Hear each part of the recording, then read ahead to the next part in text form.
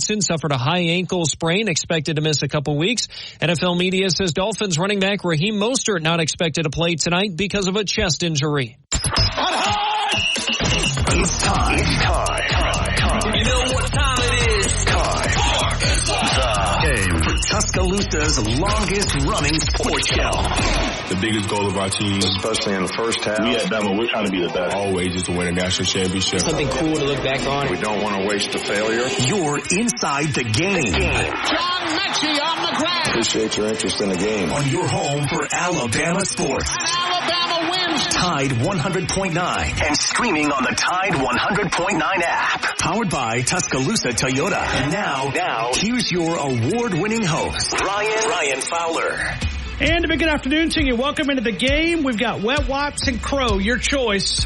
We've been cooking up Crow pretty much for the majority of the day. It's dry. It's nasty. We're not going to provide any barbecue sauce. Alabama gets the job done.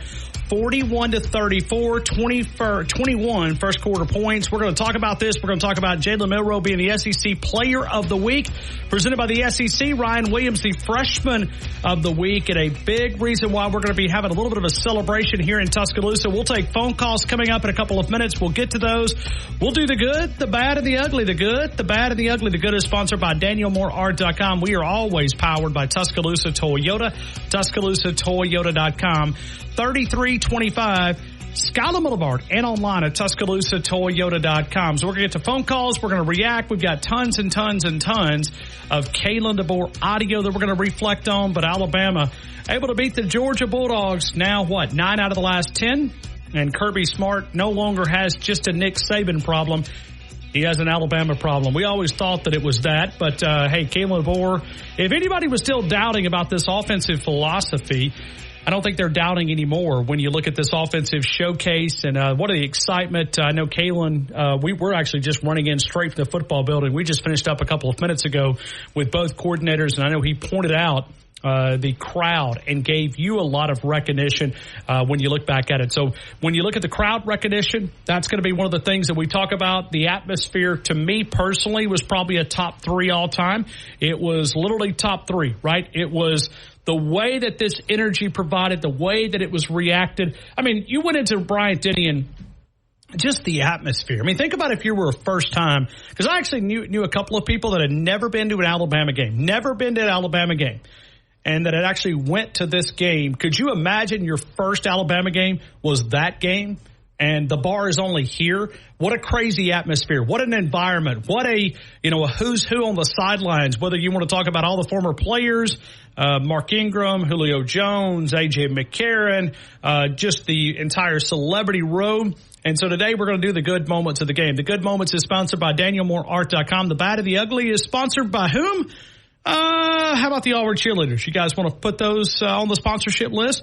So we're going to react to it. We're going to talk about this offense. And like I said, we're going to serve out Crow and Wet Wipes. Crow and Wet Wipes. You can either cry, because some of you, I have a feeling you doubted so much that you're kind of hoping that Georgia score was going to stick, right? I mean, you when they took the lead, part of you were going, yeah, roll tide, but, I didn't believe, so I kind of want to be right. I don't want to be wrong. And you were like, I'm at that point, they were probably already writing the text messages. When Georgia took the lead in the fourth quarter, you were already writing those messages. You were already reacting. You were already reacting to an Alabama defeat because you thought it was happening. Now, we can all complain, and we can talk about the good moments and the bad moments and the bad and the ugly, but we can also look at this as a growing standpoint from a young football team. Got to keep your foot on the gas. But, I mean, let's also credit Georgia was number 2 team in the country for a reason. They're a solid football team, and the fight was still there. They were not going to give up. And I think also the disadvantage, and Kane Womack talked about this, when you go into a 4-down situation where you take 4 plays to get a 10-yard pickup and move the chains, that's a big disadvantage. And understanding when they went for 2 in the first half, and I know there was a penalty and set up a field goal, the point after touchdown. But really, if you look at that from that point on, it was all about, hey, we're not going to punt. You can send the punter to the locker room. He can go and get street clothes because we're not going to punt. We can't punt. We cannot afford to punt. So when you look at Kirby, hey, credit to him for giving Alabama a lot of class, a lot of reaction. So we'll take your phone calls. Let's not waste any time. I have two guests today. We got Martin Houston at 4 o'clock. We have Drew DeArmond at 3:30. We're pushing Drew back to 3:30. He had another obligation, so we'll get to him coming up at 3:30. 4 o'clock, we'll talk to Martin Houston. We are always presented by Tuscaloosa Toyota, TuscaloosaToyota.com, 3325 Scotland Boulevard, and online at TuscaloosaToyota.com. Let's go to Robert in Brookwood. Robert, good afternoon. You're in the game. I hope all is well, man. Hey, Robert, I can't hear Robert. Jackson. Yep, I can't hear him, so I know he's talking, but I'll put him back on hold. Let you kind of finagle that just a couple of minutes. Let's try him again. Robert, let it rip. Hey, brother. Hey, sorry about that. Brother. That was on us. We were kind of stumbling there. I want my crow with salt and pepper. Okay, you want it with salt and pepper? How about I'll eat all the. No, don't give it to nobody else. Give it all to me, brother. I love it. You want a little? You didn't wake up at 10 o'clock Saturday night with that Holy Ghost meeting going on in Brookwood. I was shouting and stomping and screaming. You don't want a wet wipe? You want a wet wipe too? No, brother. I'll just eat anything. I love it. I love to eat Soak it up, man. Get you some. That dry crow just What a first half, brother. Woo! What a win. What a win. What a first half. What a win. Georgia, right. You no longer have a Nick Saban problem. You have an Alabama problem. Oh, I hear from my Georgia friends they are out here. They do. We got some y'all. When we play you again, it's the same old. Yeah. It was the refs' fault. Of course, the refs. A couple of those drives we had in the second half was failed because all over our receiver, and they didn't call it. So. But we went a little conservative. They'll learn from that from film, and it kept the defense. But, Georgia, give them credit. 4 downs. They wasn't going for it, and they hung in there. But, 5 for 5 on 4th down, that's kind of – hey, the thing is we won. Man, what a game. That's the best game I've ever – well, I ain't going to say it's the best, but it seems like some of the greatest games I've ever played is against the Bulldogs. You got to give them credit. Yeah, and how about Ryan Williams? For those who – may or may not have been on social networks. Do you know when he caught that football on Saturday night? Do you know when he caught the football that took the lead back? Well, yeah. Do you know what? I remember you remember what the time was when the 2 minutes and something.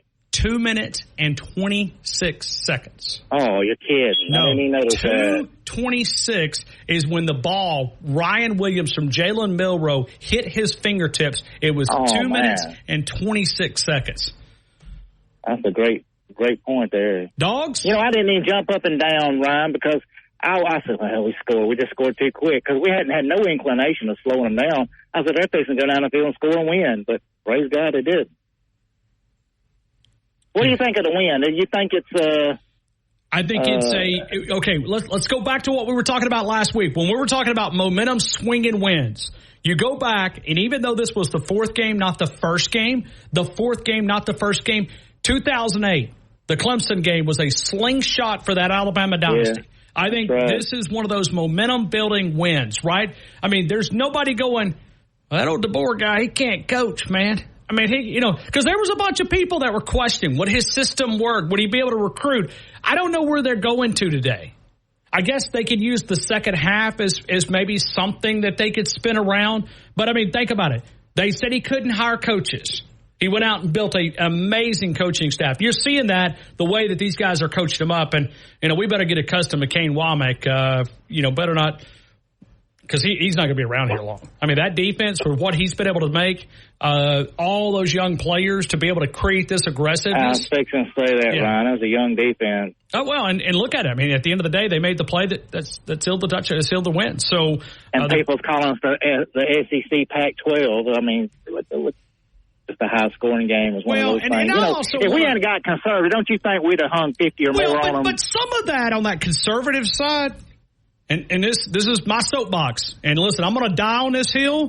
That's okay. I told my buddy, A.J. McCarron was driving back to Mobile, and I talked with him for probably the last hour. He was back on 45 when you go down through Mobile, you go down to Meridian and back around, and he was coming through the hills, and I think he was a little sleepy, so he just kept talking, and most of it was in Chinese because I can't understand. Quarterbacks speak a different language. Okay, I mean it's he was trying to tell me what Kirby was doing wrong and how Alabama was attacking it, and I'm just sitting there going, yeah, that's great. He said they rotated the palm, and I'm like, okay, that's great. He's talking about some kind of palm in the defensive backs and how they were rotating and how they were able to take advantage of it and how they were using all the weak side of the field and, all this stuff that I do. I mean, like I said, he could have spoken Korean, Chinese, Japanese, and I'd probably... Yeah, we all know. That's Marty language. So, it's attorney jargon, right? I mean, it's quarterback jargon, okay? And I'm just sitting there. He's like, you understand what I'm saying? I'm like, yeah, because I didn't want him to explain it again. He could explain it 10 times. I wouldn't understand it. But I threw in my SEC conspiracy, okay? And he goes, I'm not buying it. I said, well, I'm just telling you. My conspiracy is that the SEC prevents teams from jumping out. Like Saturday evening, you cannot tell me that they did not try to keep that game close. I mean, we could even go back to the first half. That pass interference call right there at the end of the second quarter that Alabama was driving and Caleb DeBoer lost his cool. That moment right there, I looked at it and I said, I don't know how you missed that. I mean, I can't come up with any other justification other than to say they're trying to keep the game close. Holding a lot of those calls were, I think, makeups for missed calls earlier. Well, but also and then look in the second half with all those fourth down calls where they were giving them the first down. What about this one, Ryan? At halftime, Georgia players are running off the field, surrounding our players. Our players can't get out. And our guy goes over and just gets our player from there, and they call it on us. Don't call nothing on Georgia. Okay, are you talking about the end of the second? It's the halftime when everybody's running to the. Our players was over on the sideline and they couldn't get out of the crowd of Georgia. Miles McVay went to get his teammate. Okay, he went to get his teammate. Yeah, he did. I mean, I went back and looked at the videotape. He went back to and grab his teammate and get him away. In other words, he's trying to do the right thing. He's the one who gets called for it. He didn't say anything. I mean, I'm looking at him. I'm looking at, there's no words. There's nothing. But that's the SEC. I wouldn't trust them. Let me tell you this right here. Okay. This is probably going to sting a little bit for some, but that's okay. I trust them less than I do the Democratic Party. Well, brother, you ain't making it sound good for Knoxville October 19th. We know what we dealt with refs last time we were there. So, anyway. I hope we're not seeing a repeat of that. Yeah.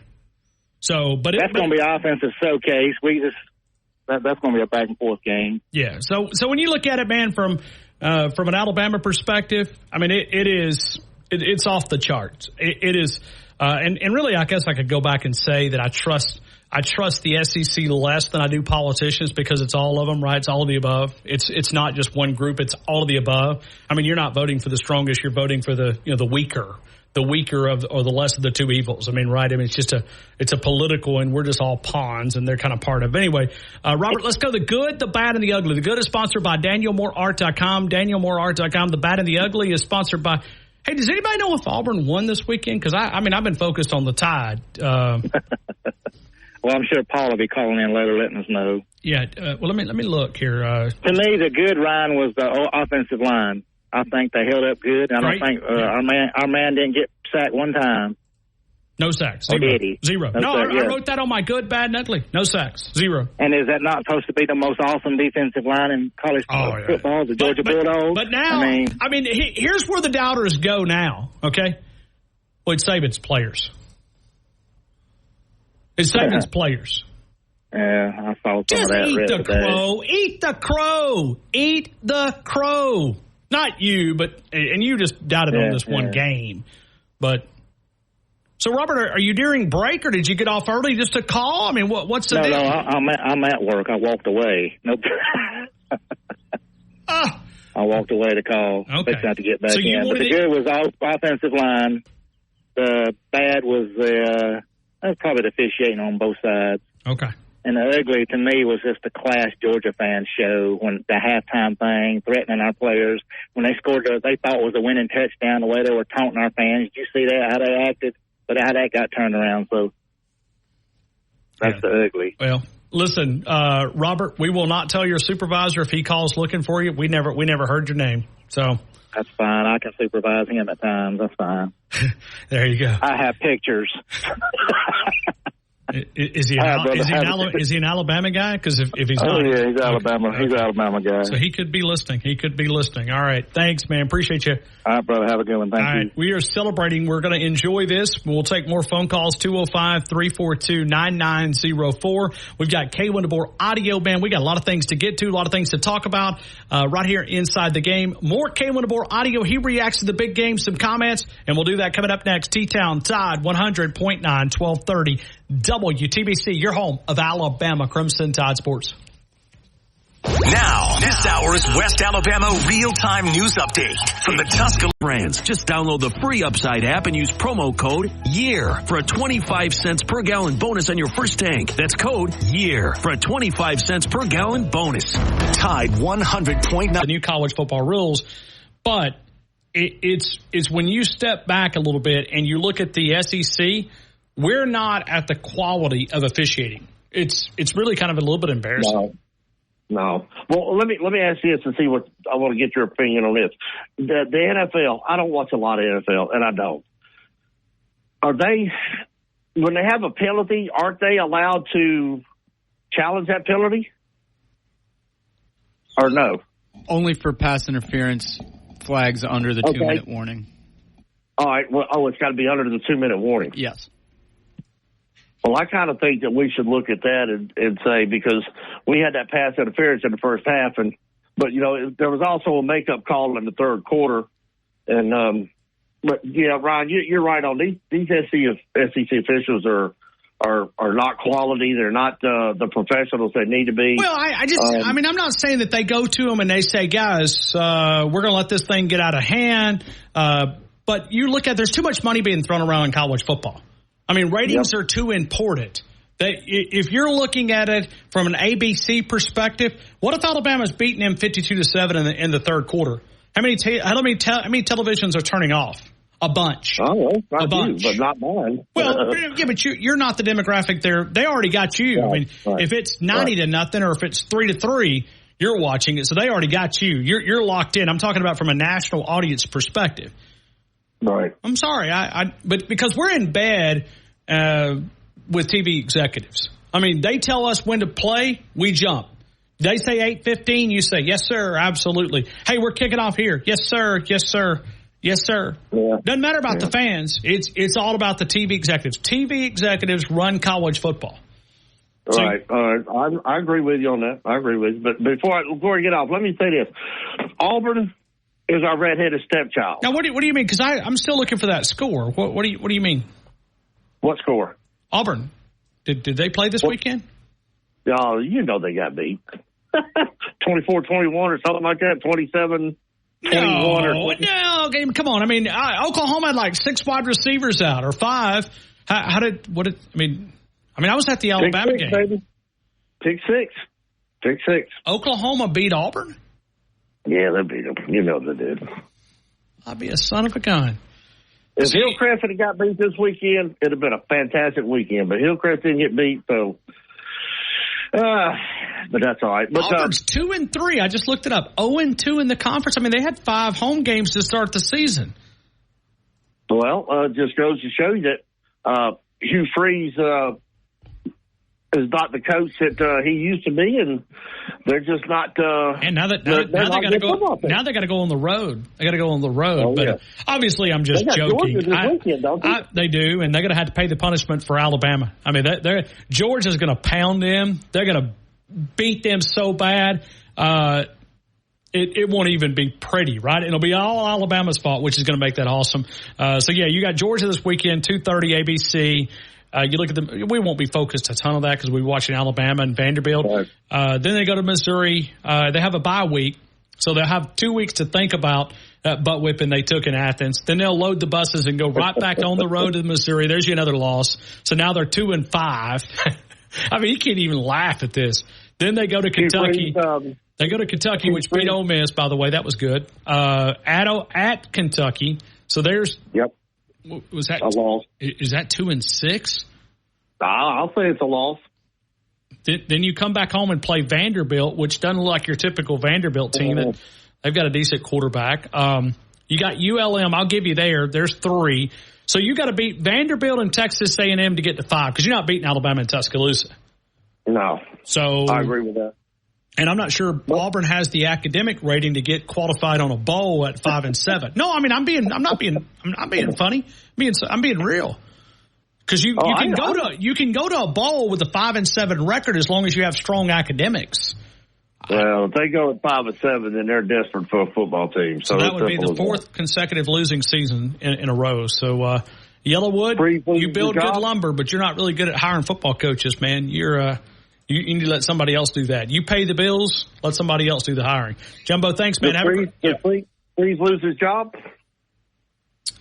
No, I think at this point, I mean, the problem is it's not about firing Hugh Freeze. It's about who would you get to replace that, because it's no longer becoming – it's kind of like Florida. You know, they're going to fire Billy Napier at some point, but the problem is who do you get? Because you've hired some quality – well, but I mean, Florida State with Mike Norvell is going to have some time, man. You're not going to – so, anyway, thanks, man. Appreciate you, Jumbo. Have a great day. All right, roll time. Yeah, but, I mean, you look at Hugh Freeze. I mean, he looks – I just never seen a coach that's got that beat down. I think it's just the state of their roster coupled with his but the problem personality style. You know, here's what Kalen DeBoer is doing in year number 1. And I know he took over for Nick Saban and Hugh Freeze took over for Brian Harsin. So there's a big difference. But first year head coaches can no longer, I mean, the rebuttal of, well, we didn't know we needed a quarterback. I mean, everybody needs a quarterback. I mean, if you don't have one, go get one in the portal. There was a ton of them out there available. I mean, all these schools that needed a quarterback, most of them went and got one. And so you're Auburn. I mean, you got all this $13.5 million NIL slush fund that you bragged about. Well, go get you a quarterback. I mean, go get you a guy. Go get you a guy that you think can go win. Instead, you're going to blame everybody else for. The problem is Auburn always paid their way. And Jackson, anytime they've ever been in trouble, they've bought their way out of trouble. They can't do that anymore. Well, they've also let their hatred and jealousy for wanting to be us so bad rule how they go about their executive. You're spot on. Charles Barkley said it right here on this station, right here on this show.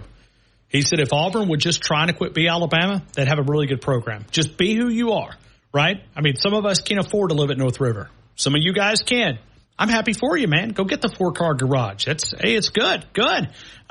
Mortgage payment, go get it, man. You can afford it. I can't do that. I can't swing the, $3,500 a month house payment. Not me.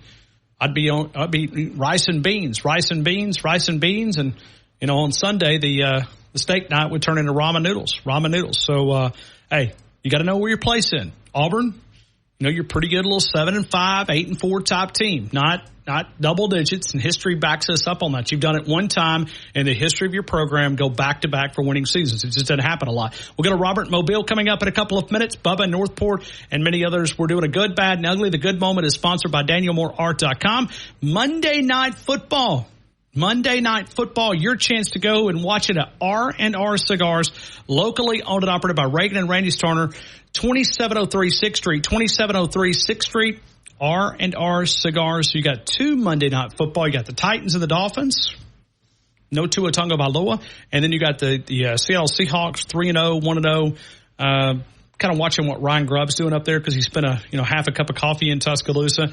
And then you got Detroit Lions. So you got Detroit at actually hosting that game there in Detroit, Michigan. And then you got Miami Gardens, which I got a buddy of mine that went down to this Miami game. So 0-3 against 1-2. So we'll see if that works out for the Dolphins. Jackson, you got something on your mind. I can just see you, man. You had a good weekend? I did. I can't tell you how tired I am. You don't look tired. You don't look. Friday, man, you look like you'd been hit by a freight train. Today, you look good, man. You're energized. You just had to go to class. You should have seen me this morning. I was sleepwalking through my gym workout. They monitor those student athletes over there for sleep. I think that's what I'm going to have to start. I'm going to put one of those trackers on you and be like, are you sleeping? What'd you get, like 4 hours last night? Did you party all evening? Last night, I went to bed at 11:30. You know that they don't hand out that diploma. You got to pass those. I mean, I know you're a senior. This is the final year, and you're getting your money's worth. But you got to pass the classes, right? It's not just. My grades are perfect. I have no issue there. I make sure I get those squared away first. Okay. Then everything else comes second. Okay. All right. You celebrate those special moments in Alabama football history, and I just saw where they put up a poll just a couple of minutes ago. Oh, my source just told me. Whoa, I can't say anything. Okay. I was in a press conference this morning, so I went to the press conference, and I got a couple of phone calls. Then I called them back, and I think they were a little bit busy, so I'm going to get back with them just coming up in a couple of minutes. I'll call them during the break. But they were asking me, gives us a little bit of a gauge here. All right, so here's the think about DanielMooreArt.com. DanielMooreArt.com. What was your favorite play from the Alabama game? Was it Williams' 75-yard touchdown catch? Would it have been Xavier Brown's interception to seal the victory? Would it have been Williams' acrobatic catch? Oh, my Lord, he's good. Golly, Bob, man. And we'll talk with Drew at 3:30 and Martin coming up at 4. I can't remember a freshman that made this type of impact this quick. I mean, we're 4 games in, and the guy looks like he could be ready to. Yeah, I mean, yeah. Is he going to have some growing pains at some point? Yeah, he's going to drop a football. Okay, he is. But at some crucial moment, and we're probably going to, throw him under the bus like we, it's very important to us. It's not that we're trying to be mean. It's just, perfection is unachievable. When you look at Ryan Williams, man, he is a special. Had my physician this morning send me a video, and he goes, "This is not human."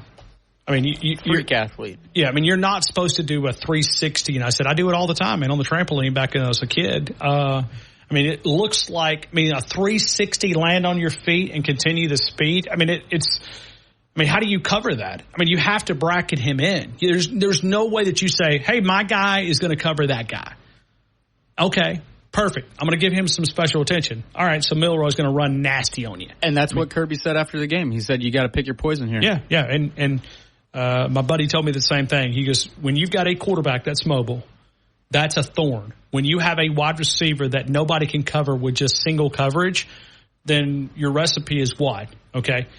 You're going to have to pick the way that you want to be beat. How do you want to be beat? Okay. And now listen, there's going to be days that Milroy's not going to go 27-33, 27-33, 374. But he did, and he was hot, and you could see it. I mean, 82% completion percentage. Another record-setting day for Jalen Milroy. He was the SEC Player of the Week. Let's travel down to Robert in Mobile. Robert, good afternoon, sir. You're in the game. I hope all is well. Hey, man. How are you? Well, tell me, you were there. Of course, the media's not going to let us know this. What was the atmosphere like with Trump when they showed him on the jumbotron? Oh, it was okay. Now listen, I'm going to be fair, okay, and I'm going to tell you, I learned a lot this weekend. I learned a lot about Kalen DeBoer. I learned a lot about Ryan Williams. I learned a lot about this offensive scheme. I learned a lot about the environment. I learned a lot about Kirby Smart going up to some of our players after the game and giving them not just congratulations, but like this friendly hug in this NIL transfer portal. I don't trust the guy. Okay, so I learned a lot. I mean, this was a learning weekend. But the other thing that I learned is how much we have fake news in the political arena. Okay? Because anybody that was there will tell you that crowd went crazy, nuts. I mean, it wasn't just for him. It was for Hank Williams. It was Kid Rock. It was, recognizing, I believe, A.J. McCarron, Mark Ingram, Julio Jones. The crowd went crazy, okay? So what the media did from a political standpoint, they amplified the boos. Now, there was some boos. I'm admitting that. There was some boos, okay? But they amplified the boos to make it sound like the crowd reacted in a negative way. And that was completely as far away from the truth as you could possibly do. I saw political outlets tweeting it out from a booing standpoint. There was boos, but you barely could hear them because of the USA chants. Yeah, I kind of figured as much. I did see something with him when he was the cheers part. I don't pay attention to the other outlets. It's probably amplify the other side. But, yeah, I mean, it's that alone, you know. Of course, Trump's a jinx, though. When he shows up, the games are all nail-biters. We win, but goodness gracious, we have so much age to ourselves by watching how close these games are with Alabama and Georgia. But they're all-time classics, though. I mean, it was, once again, he shows up, and it's another classic. Alabama win. Yeah, did you hear his analysis, too? I mean, it wasn't like a political answer of the football game. He actually predicted that it was going to be close. I mean, if you go back and watch his interview with Clay Travis, he actually predicted, hey, you know, that there's some things that they've done. I mean, his football analysis was pretty spot on, but, you know, there was some, you know, if anybody wants to laugh, now listen, you go there at your own risk, okay, because I have a professional page that is just sports, okay? All Alabama football. But then I have a personal friend page that many people are friends, and I put up all kind of stuff, man. I mean, I have fun. I put up a picture. A physician friend of mine took a photo. And, Jackson, did you see this photo? It was party of one. A picture is worth 1,000 words. A physician friend took this photo on the quad yesterday. And it was like the quad was packed. Completely, I mean, busting at the seams, packed. I mean, you couldn't go anywhere. I mean, it was just tons of people. There was probably another 100,000 couldn't even get in the game. And there was this one tent that says the University of Alabama College Democrats. And there was one guy. One too many. It was one guy. Okay. It was one guy, and he was just sitting here, and he was like, everybody else was having a party. But it was just him, and he did the old cell phone trick. You know what the old cell phone trick is? Coaches always would do it. You hold it up to your ear and pretend like you're talking because they don't want to talk. So bless his little heart. I see his little Aldi's bag here. So he's got an Aldi's bag and got, you know, cookies and stuff. And there's nobody even going to go like even close to this tent. They're afraid to. They're like, I don't want my photo over there. No, thank you. No, thank you. This guy's got like thick sunglasses on. So. Hey, hitting the game real quick. We have finally seen Jalen Milroe's ceiling, and it's as high as we all thought it was going to be. When that night of watching the game, because I'm a friend, this is the ceiling. This is the ceiling I thought was there. DeBoer has done it. He's gotten that ceiling. At least one game. We'll see. Hopefully, it'll stay there. But we've seen his ceiling. That's how good it can be. I guess it's kind of thing that always kind of frustrates us a bit about, watching Milroe. Not somebody it's all his fault. But we always felt like, I'm not seeing the ceiling. If he does this a little bit better and that a little bit better, man, he could be something special. Not just, great in the elite special category. Cam Newton 2.0. Joe Burrow's 2.0 special category, if we get that ceiling. And the Saturday was the ceiling.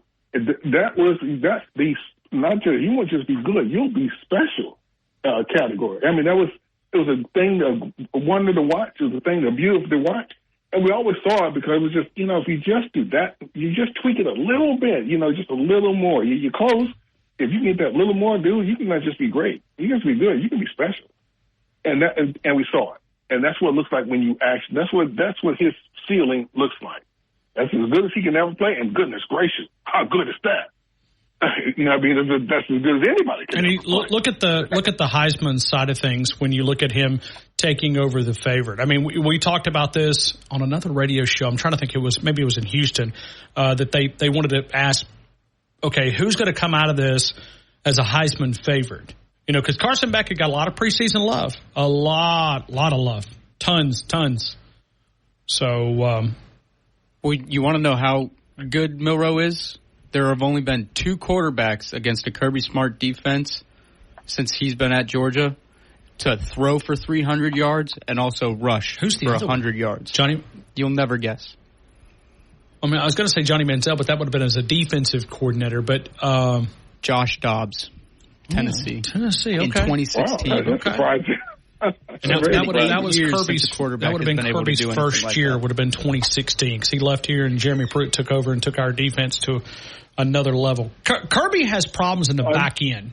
His third level is his weakest unit, but his halftime adjustments are as good as anybody in the country. I mean, now that's the only thing I did, because that was the bad. Of course, I'm sure other people pointed out the bad. Of course, we didn't remove all doubt. We had the chance to remove all doubt that, hey, you can't beat us, Kirby. And by letting them back in the game, they're okay. Now it's the doubt, which gives them something to build on. Because, the great coaches like Kirby will see anything to build on. Now we left them something that they can build on. So that's bad. And the bad thing about what Jalen Milroe was feeling in his performance is now we have to carry the curse. I kind of warned you that if we win a game, that they would probably bowl us number one. You thought, and I understand there's 4 spots. I mean, hey, that's highly doubtful. You're going to jump 14, but I kind of thought. So now we got that curse. Number 1 team and the curse of Heisman's front runner to carry for the rest of the season if we can carry it. It's a burden. But just like Nick Saban, we could go back to the Clemson game. It's only one game, Robert. It's only one game. And we have a way of, maybe we should go back and listen to that audio when he went off on us against the Clemson game. It's only one game. And we have a way of taking things that, you remember the Clemson speech in 2008? That's when Nick Saban went off on us like the first time, like, who's this cat? Hold on a minute. We're celebrating. We've been walking in the desert without any water, and somebody gave us some water, and he's getting mad at us because we're soaking it up. You think he'll ever give us a rant? You think DeBoer will ever give us a rant like Nick Saban? No. Oh, well, real quick before I go. So, and another thing I said, okay, the loser of this game, all of a sudden, 3 losses, it becomes a possibility. So right now, Georgia's on notice. 3 losses is well on the table. We still keep our mulligan, but they've lost one of theirs. So hope we'll see how it goes. I got you. All right. How are you doing, Tuscaloosa? 1 hour in, 3 hours to go. We are Tuscaloosa's longest running sports show. We're talking a little Alabama Crimson Tide football here in Tuscaloosa. I want to go to Kalen DeBoer talking about, this game, this big game. Was this the biggest game? He was asked that question. We're going to get to that coming up in about 15 seconds. Let me tell you about Tuscaloosa Toyota, 1.99 APR. Now listen, it could be extended. It has for a couple of months, but I don't know if this will expire at the end of the month. So the last day here of September, this could be the final day, but we'll keep our eye on it. If extended, we'll talk about it. Tomorrow, we welcome in October. We closed out 4-0, number 1 team in the country, the AP poll, putting Alabama at the top. And, hey, a lot of folks were able to witness this. What a great job they were able to do at the University of Alabama to showcase our beautiful town, our beautiful campus, and our great football team. Tuscaloosa Toyota, 1.99 APR, $2,000 loyalty cash. Also the Tacoma, 3.99 as low as 3.99, and a $1,500 loyalty cash on the 2024 Tacoma. The 2025s have already started to arrive, 3.99 APR for $36. On a 2025 Camry, 2024 RAV4 as low as 3.99 APR, and also the Rena Toyota. You can find that at Tuscaloosa Toyota, TuscaloosaToyota.com. Let's go to Bubba in Northport. Bubba, good afternoon. You're in the game. I hope all is well. Well, it went pretty good. Just real sore. I had an accident Saturday, so I fell. I failed trying to break the concrete. Were you chasing a woman? No, it wasn't. Was she chasing you? Was she chasing you? No, it wasn't that. It was just, I was out there trying to feed animals, and I stepped on something wrong, and I went tumbling down. So okay. Well, you could at least come up with a story. I know. But it didn't stop me from watching the game. The play that stands out to me the most was the pass that Ryan Williams juggled and caught. That was just amazing. It was one of the, yeah, no, sure. It was acrobatic. It's speechless. How do you describe that moment? I know. If he doesn't get Freshman of the Year, something's wrong somewhere. Well, he's SEC Freshman of the Week. That's a start. Yep. And also, the interception, Dupree should have caught that pass. It was catchable. And if he catches that pass, we're going up possibly 35-7, 35-0. at halftime, and that. But anyway, it all worked out, you know. It did. No, I did. And, you know, I asked DeBoer this question this morning just from a roundabout statement is to think that from a standpoint of, yeah, you would have probably loved to play better. Jackson, you have my question. Don't play my comment. I mean, just you can just play whatever it is. I mean, I didn't cut the audio. Let's listen because Bubba, he can do a much better job than I can. But because it was actually like a perfect scenario, right? You get a chance to be battle tested. Yeah, you'd love to be able to beat them 56-7. But for a young football team, beat the number 2 team in the country 56-7 probably would have went to their head a little bit. So I asked the question about being battle tested. You know, because you want to know that you're going to win the game. But in a perfect scenario, you understand now you can go back and go, hey, guys, you got to play 4 quarters. We have to play 4 quarters. And that comes from the coaching staff. You don't take your foot off the gas. This is Kalen DeBoer earlier today. Hey, Coach, I'm sure you'd probably love to have the success in the second half as you did the first half, but how important was it for your team to be battle tested, and what'd you learn about them?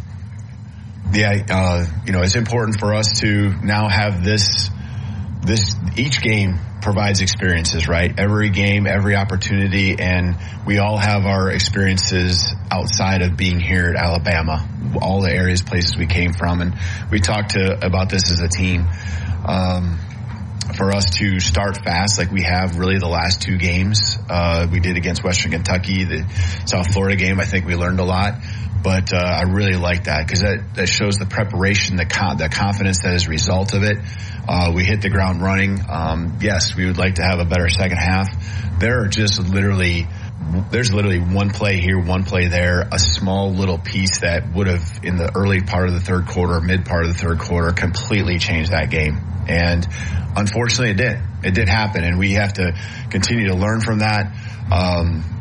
Continue to just understand that those moments become big, and so that experience that we went through, whether it was the missed opportunities or how resilient we were at the end, and learning that, in the end, it was a team win because the offense scored and the defense stopped them, and it took both sides of the ball doing everything they could to help us win that football game. And so there's a good positive vibe because it wasn't just one side or the other that carried the weight or found a way to win.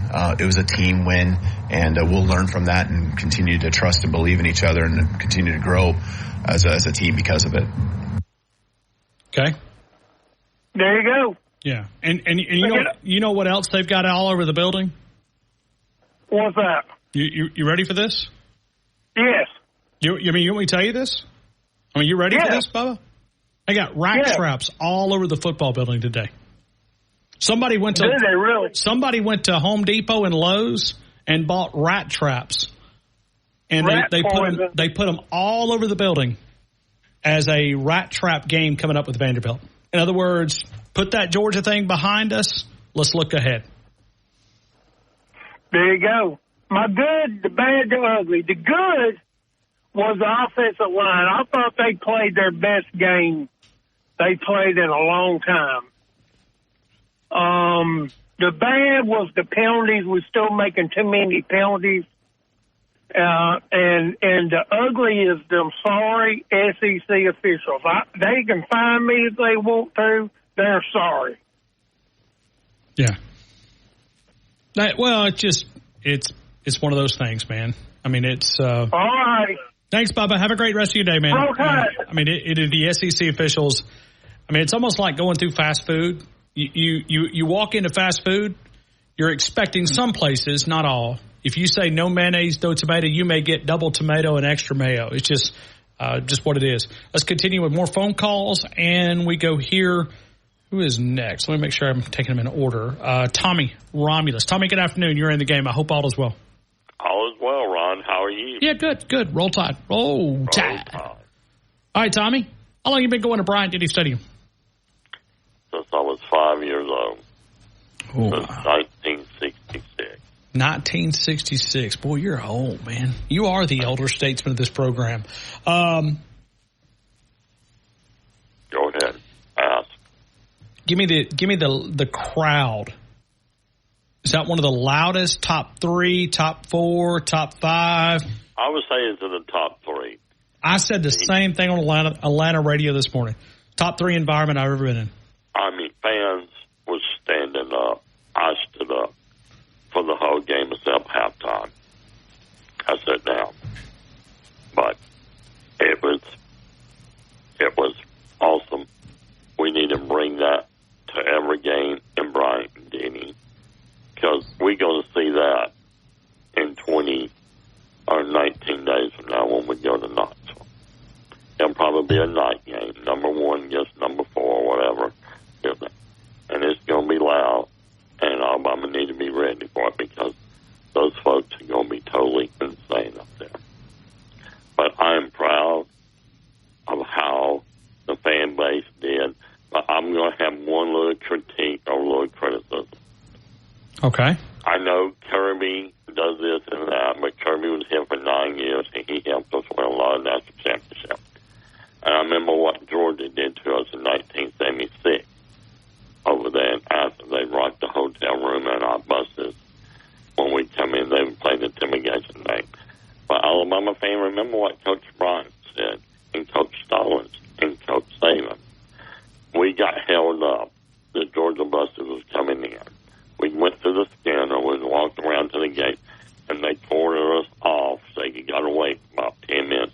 The buses coming in. Instead with the Georgia bus. Alabama fan, show your class.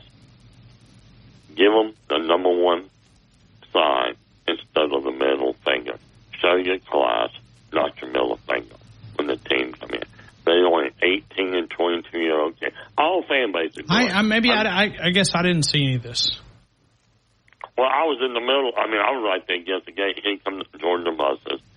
And there's about 30 or 40. We giving the Georgia team buses the finger. I said, don't motivate them. Show your class, not your middle finger. I mean, that's all I ask. They scored that winning touchdown. They was acting, the 34% of Georgia fans started acting like horses back in. But the rest of the fans, Alabama and Georgia, they was class act. That's up to say. Show your class. I mean, they only 18 and 22-year-old kids. You know, there is little small things, and Tommy, I'll share a real quick personal story. My first trip, and I'm not trying to flip this back into Georgia, my first road trip as a student assistant in a football office was Ole Miss. We were treated fairly okay. Nothing really that bad. I mean, Ole Miss never, what have they only beaten us, 10 times in the history of their program? But I remember going to Georgia, and Georgia laid it on us, okay? They beat us. But I'll never forget it. The first time we're traveling, we stayed in Atlanta, and then we bussed up. We stayed in Marietta, and we went up to Athens. And I'll never forget all these kids, like knee-high, shooting us birds. And I'm going, come on, guys. We're NCAA probation, Alabama.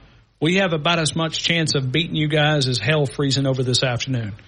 And it just stuck in. It was like my first thing. One of the reasons why I hate Auburn as bad as I do is traveling down there as a student assistant. They cuss you from the time you walk into the stadium to the time you leave. And it's simply, they don't even know about me from any other manager out there. Water bottle. Like this, Ron? And it literally, it stuck with me. And so people want to say, well, where's your hatred come from? It goes from traveling down there. Well, I agree with you, Tommy. I don't whip them on the field.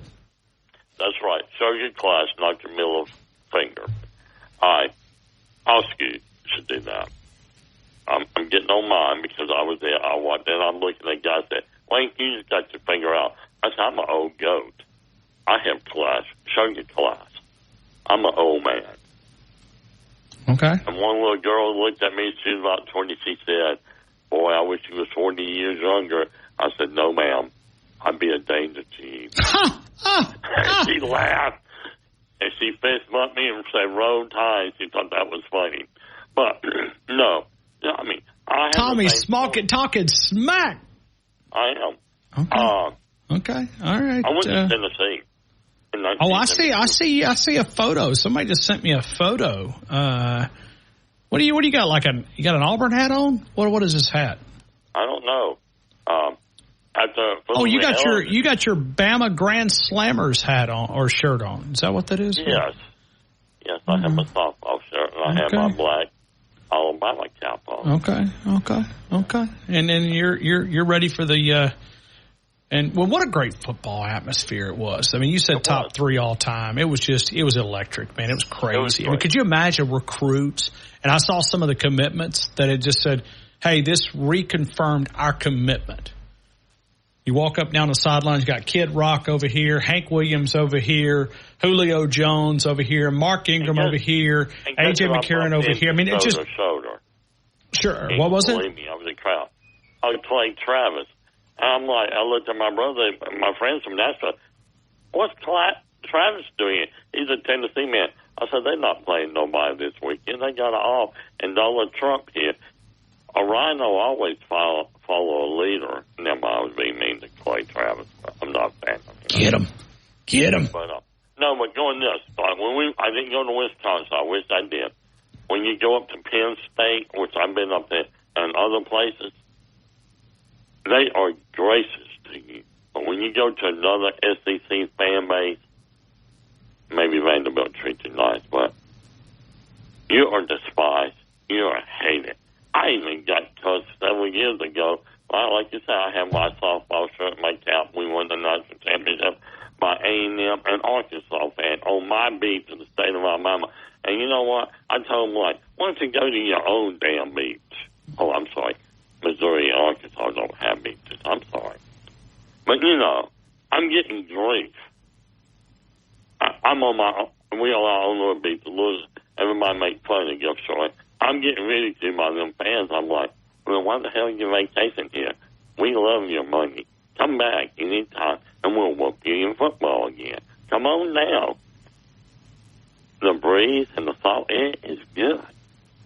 And your money spent well there, too. What else would you like? All right, that's it, Tommy. I got to get to this break. So I'm at 21 after, man. I appreciate you as always. Thank you. All right, man. Have a good one. Roll Tide. The Good Moments is sponsored by DanielMooreArt.com. DanielMooreArt.com. And right now they've got a special poll up there that they're looking to you to participate in the poll. There's a reason why they have put this poll out. They ask us to retweet it and see if we can kind of get a little bit of a feedback here. So a little bit of a poll. Go out and vote. What do you think? Williams' 75-yard touchdown catch, Xavier Brown's interception, or Williams' acrobatic catch there? Wow. Where do you want to go? What is your favorite play from the Georgia-Alabama game? You can do that at Daniel Moore NLA, which stands for New Life Art. Daniel Moore NLA on the Twitter account. We retweeted it as well. So vote, and we'll continue with more of the game. It's T-Town Tide, 100.9, 1230. WTBC, your home of Alabama Crimson Tide Sports. Said, how about that pass interference? Call? Come on, give me a break. I mean, Auburn, listen, just enjoy the 2 wins. Celebrate Alabama and A&M and New Mexico.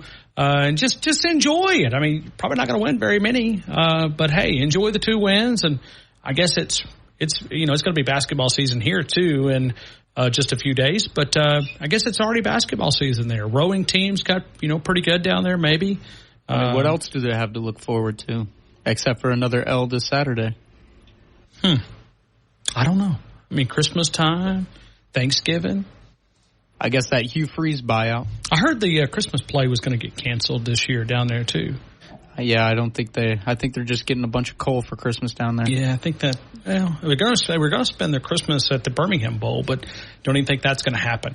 Let's continue with more phone calls, and we go here. Oh, I'm trying to debate. Stephen in Raleigh, North Carolina. Stephen, good afternoon. You're in the game. Good afternoon, Ryan. How are you? Oh, it's been a great day. It's been a great weekend. Oh, yeah. Didn't the thing that the what if happened, Ryan? What if we beat Georgia? I keep thinking, does it not seem like the with our games being on ABC now, it seems like there's a lot more eyes on it, on the SEC, than it was when we were CBS. And I keep hoping with with that many eyes on it that the referee problem in the SEC will get corrected. I mean, we can't. Surely the SEC doesn't want to keep looking bad. It's been a bunch of incidents this year, Ryan. Well, and it's just now not this crew on Saturday. They were just, they missed a bunch of calls, but many times there's confusion, right? It's just confusion. A lot of confusion, like the game itself, the logistics. This game wasn't that particular problem. It was just throwing flags. I mean, I go back to Miles McVay. I would love to have, and this is the part that I wrote on my Good, Bad, and Ugly on Tide 100.9. We all make mistakes, but there's accountability. You must have accountability. You must have accountability. Then bring an official in there. One of the things the Pac-12 did, bring the official into a pool reporter and let him enjoy. One of the things that I think about XFL and USFL that they get it correct, what do? They take us in the official's box and allow, hey, I got holding right here. It literally, they verbalize stuff in the official replay. You ever seen a replay on XFL, USFL? No, I have not. Oh, it's incredible for a football fan. Look right here. This is what we have. And they're explaining it to you on television.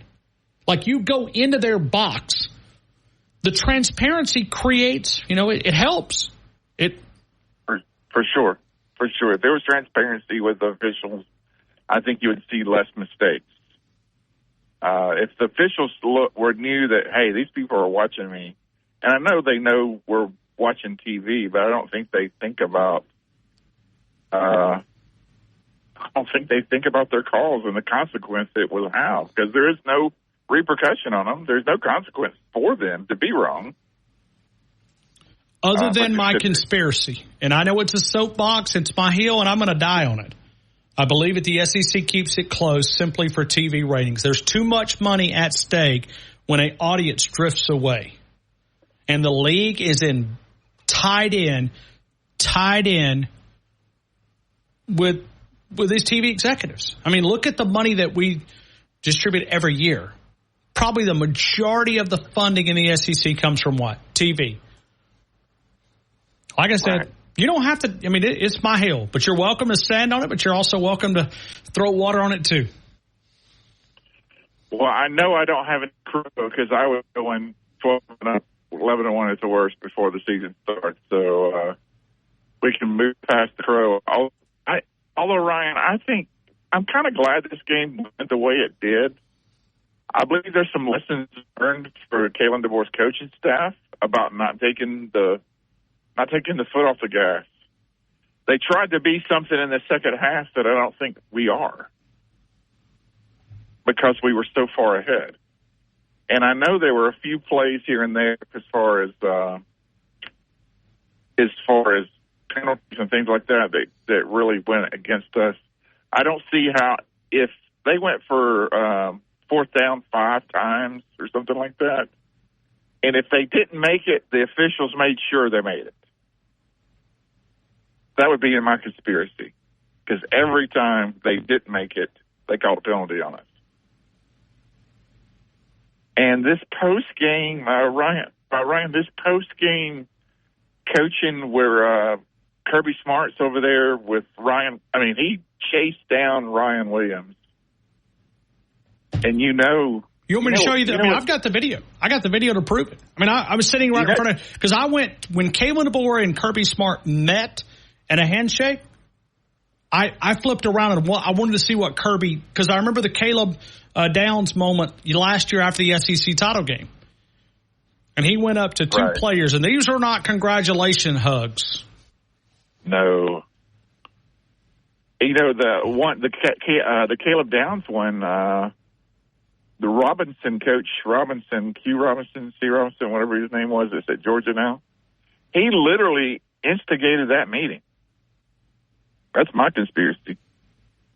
I saw him on the video.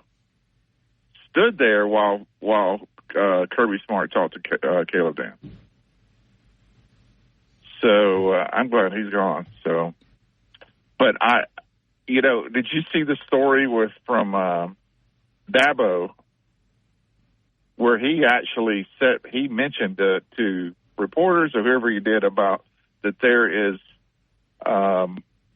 tampering going on during these post-game meet and greets, when everybody's shaking hands. So. It wouldn't shock me. Like I said, in this world that we live in, it's just something that grabbed my attention. But, hey, Kirby's got to go back and do something. He's got to go back and do something because he no longer has just a Nick Saban problem. He has an Alabama problem.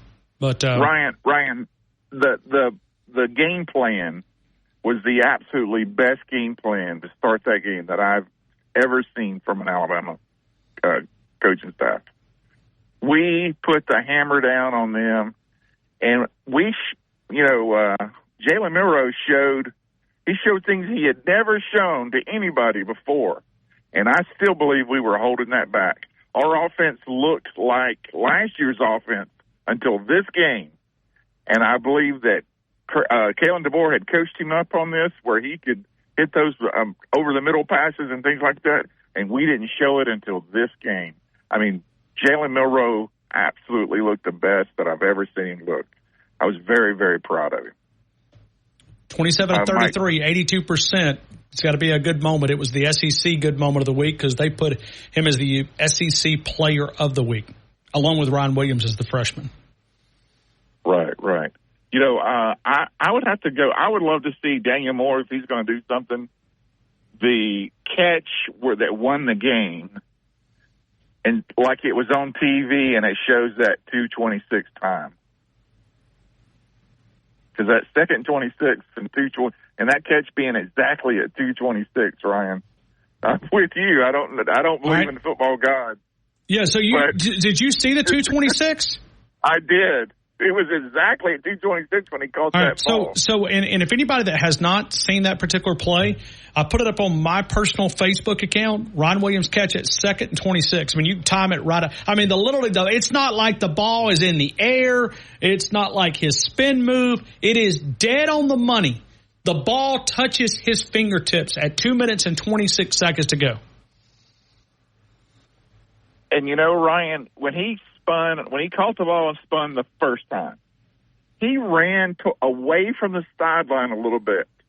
And it almost like he looked like he was setting up the second spin because he gave himself enough sideline room to make the second spin so he wouldn't go out of bounds. Watch his angle after he catches the ball. I'm watching it right now as you literally highlight that. And all right, so I guess Daniel Moore, you would vote for that one? You would vote that one as our Daniel Moore? Yeah, definitely. That won the game. The circus catch was great, Ryan. But how about the Xavier Brown interception? Well, that's still the game. That's right. I mean, maybe you do a split screen. I've seen pictures from Daniel Moore where he's had a half and half picture. Yeah, well, it was actually Jalen Milroe, the gravedigger, right? Isaiah Bond's catch and the throw and the catch. So, right. And I know people downplay that because Isaiah Bond, but that's something we're going to have to get accustomed to because it's just going to happen in the world that we live in. So, right. All right, Stephen, I appreciate you, man. I got to go to Drew. Yes, sir. Roll Tide. Go. You do your thing. Hey, thank you. Alabama receiving the most first-place votes, 40 first-place votes, 19 for Texas, 4 for Ohio State. Let me remind you about the Wharf. If you're looking for a new pair of boots, Justin, Tony Lama, Red Wing, Georgia, Double H, Timberline, Laredo, and many more. It is the Wharf since 1976. If you're passing by El Grande, the old Winn-Dixie right there, you'll find it on the right-hand side of the road as you travel westbound. It is the Wharf, the working Western headquarters for the entire family. Go. It's the song. The man gets the song. Drew DeArmond, 97.7 The Zone up in Huntsville, talking ball. Scott Tyson, every morning, 7 until 9. He was a part of that ruckus atmosphere inside Bryant-Denny Stadium. What a crowd. What an atmosphere. Drew DeArmond, how are you, my friend? Welcome into the game in Tuscaloosa. I'm doing great, Ryan. I'm going to read you off some names. Hey, wait, hold on real quick. Continue letting the theme play because I just feel like this is part of it. So, Drew, let's let the song play and you continue. There you go. Continue, Drew. And as I said, Nick Castle, Tony Moran, Tommy Lee Wallace, George Wilbur, Tyler Maine, James Jude Courtney, Nick Saban, and now Kalen DeBoer. Who are all those people, Ryan Fowler? People that have destroyed dogs? Yes, they are the boogeyman. They have all played the boogeyman. The boogeyman lives, and he's still in Tuscaloosa, Georgia. So deal with it. 41-34. Oh, baby! What a win! Another classic in the series, but yet another Alabama victory. 1-6, 1-9. Those are the two stats that matter. Scoreboard. Alabama, number 1 in the country. The standard is still in Tuscaloosa. Simply amazing. Alabama, Kirby Smart doesn't have a Nick Saban problem. He has an Alabama problem. He does. That was official after the game on Saturday. Now, does he still have a great program and a great team? Absolutely. Do I like Kirby Freeze? I mean, Smart, I do not, but I respect the hell out of him. His team showed me a lot. This was a combination of two games that I've watched in the series. Nick Saban's first win over Georgia in the blackout were in Athens. It was 31-0 at half. Georgia made a big run, but Alabama eased away to win 47-30. And then this game also reminded me somewhat of last year. Alabama dominated the first half. Georgia made a huge run. And then Alabama closed it out in the fourth quarter, ran the clock out. This time they didn't do that. They needed help from Magic, and that's a.k.a. Ryan Williams. But certainly they got the help that they needed from him and Jalen Milroe, who has come a million miles in less than 2 years as Alabama's starting quarterback. I mean, he's a guy that I wasn't sure would even win the job. To now, he's a bona fide Heisman candidate, and he completely outplayed Carson Beck twice, and Beck is considered a first-round talent, and Beck certainly had a great second half, though. Give the Tide a lot of credit for turning him over 4 times with a fumble and 3 interceptions, and, you know, the deuce was loose on Saturday on both sides of the ball, with Ryan Williams putting on an all-time show as the best true freshman wide receiver in college football. No, it's not Jeremiah Smith with the stuck eyes. He can't even clean Ryan's bathroom. I'm sorry. You can try to think he can. He didn't make plays against the number 1 team in the country. And or a team, I guess I should say, that was number 1. They're not number 1 now, but they'd won 42 regular season games in a row until Michael Myers cut their throat. All right, so when you look at this, Drew, from an Alabama perspective, let's go back to, and we've seen freshmen make quick impacts.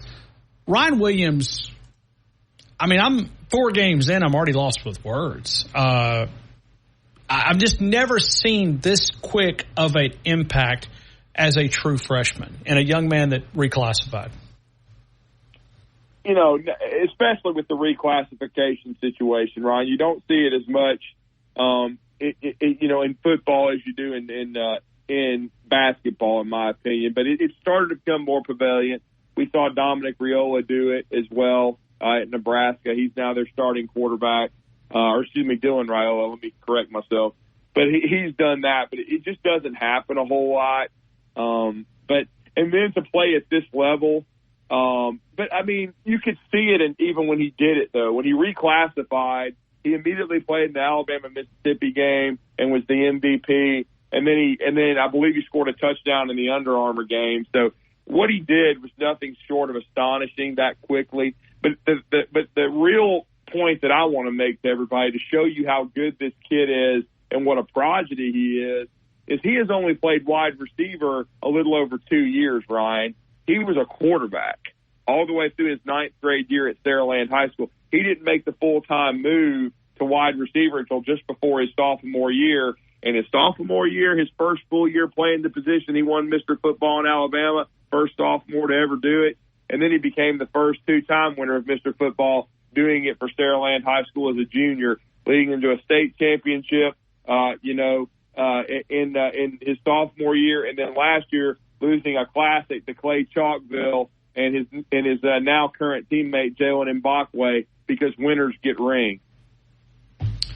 It's pretty crazy. You know, speaking of Kirby Smart, I saw him after the game on the field go up to Ryan Williams. I understand that these guys build relationships for recruiting and all these different things, but the NIL era and the portal era that we live in makes me nervous. It makes me nervous when I see a head coach, not just a typical congratulations handshake, but I can show you the video. I mean, it almost reminds me of Caleb Downs after the SEC title game, and I know they didn't end up with him, but in this world we live in, not saying you can do anything about it, but it's unique. Well, it certainly is, but look, Alabama's got the infrastructure, and you know the most important thing is the 11th Michael Myers is in Tuscaloosa. So you have a head coach who's 13-2 against top 25 opponents, and who basically has beaten every elite coach in college football. I mean, there is no debate. You can't say that Kalen DeBoer is not among the elite. I mean, my goodness, what he's done so far. I mean, when you think about being 3-0 against Dan Lanning, 2-0 against Steve Sarkisian, you know, he's beaten Lincoln Riley, he's beaten Kirby Smart. I mean, he's beaten them all. I mean, you line up anybody against him that's supposed to be an elite head coach, and he's beaten them. So, and he's won championships, albeit, you know, on the smaller school level, on the NAIA type level. But again, he's won titles. He got Washington to the precipice of winning a national championship, which hasn't been done since Don James. And where does that tie everything in, Ryan? Don James coached who? That would be the University of Washington, UW. Yeah, and Nick Saban at Kent State. So yet another boogeyman. So there you go. It all ties together. Alabama, they knew. I mean, look, it wasn't easy to hold on to Ryan Williams. He could have gone anywhere in the country. I mean, Steve Sarkisian wanted him very badly at Texas, and they've already got a great team. And he already took Isaiah Bond and Amari Niblack from Alabama. Auburn surely wanted him to be a part of the Freeze 5, turned into the Freeze 4, which is now turned into a deep freeze period because they can't win any games. But still, you know, and they're struggling. But, you know, Auburn wanted him. The blood was in the water. I mean, anybody could have had him when Nick Saban, retired, and he was a free agent for, you know, maybe 2 weeks before he, decided to sign with the University of Alabama, in February. So, I mean, I'll just say, you know, I'm confident that Alabama is going to keep the young man. That's why you've seen them create that Next Wave podcast with him and Jalen Mbakwe, who, and by the way, they're very, very tight. And again, Alabama's playing the NIL game. If they weren't playing the NIL game, Kalen DeBoer would have stayed at Washington for $9 million a year and continued to, try to win a title there. He certainly had already built a very, very solid foundation. So, I mean, people can be nervous about a lot of things, but I don't think Kalen DeBoer is going to the NFL after this year, okay? I think he understands where he is and what he has a chance to do and the legacy he has the chance to build at the greatest college football program ever. I mean, certainly every program's been affected by the transfer portal, but to be honest, when you go back and look at it, Alabama's retention was as good as anyone, too, when you talk about they had the most high-profile coaching change in college football last year, and yet they lost players, but I would call them very, very far from being decimated. They looked decimated Saturday. All I watched them do was build a 28-0 lead and drill a football team in Georgia that has been as good as anybody in college football the last 4 or 5 years, and yet, you know, Smart is 1-6 against them. And again, I have mucho respect for Georgia and the way they battled on Saturday night, but I thought Alabama showed a ton of mental toughness as well. I'll harken back a name that Alabama fans all love, and that's late Coach Jack Rutledge. He called it a gut check. There's always a gut check, and there's always probably 2 or 3 of them during seasons now, but as long as they are, that was the first gut check Alabama had, and they made a Daniel Moore painting out of it. Drew, biggest concern, something they need to clean up. I know it's hard to pick apart a win over number 2 and a jump to number 1, but where do you think this team can take that next step? I mean, they've got to, first of all, clean up the penalties. I mean, they had 10 penalties, and, you know, it was a struggle. Yeah, but some of that is just, listen, I get the penalties, Drew, but some of that's just the SEC. I mean, I know I have my conspiracies. These officiating has got to improve. It's got to improve. It's too inconsistent. And I think they missed a few Saturday, but compared to what we've seen throughout college football, I felt like it was pretty good on Saturday, considering what was at stake. But they've got to clean up some of the procedural stuff. I mean, holding that's a judgment call, even interference is. But they've got to clean up some of the procedural stuff, that's still. And then, to be honest, and this is just going to come with reps, but it's a young secondary.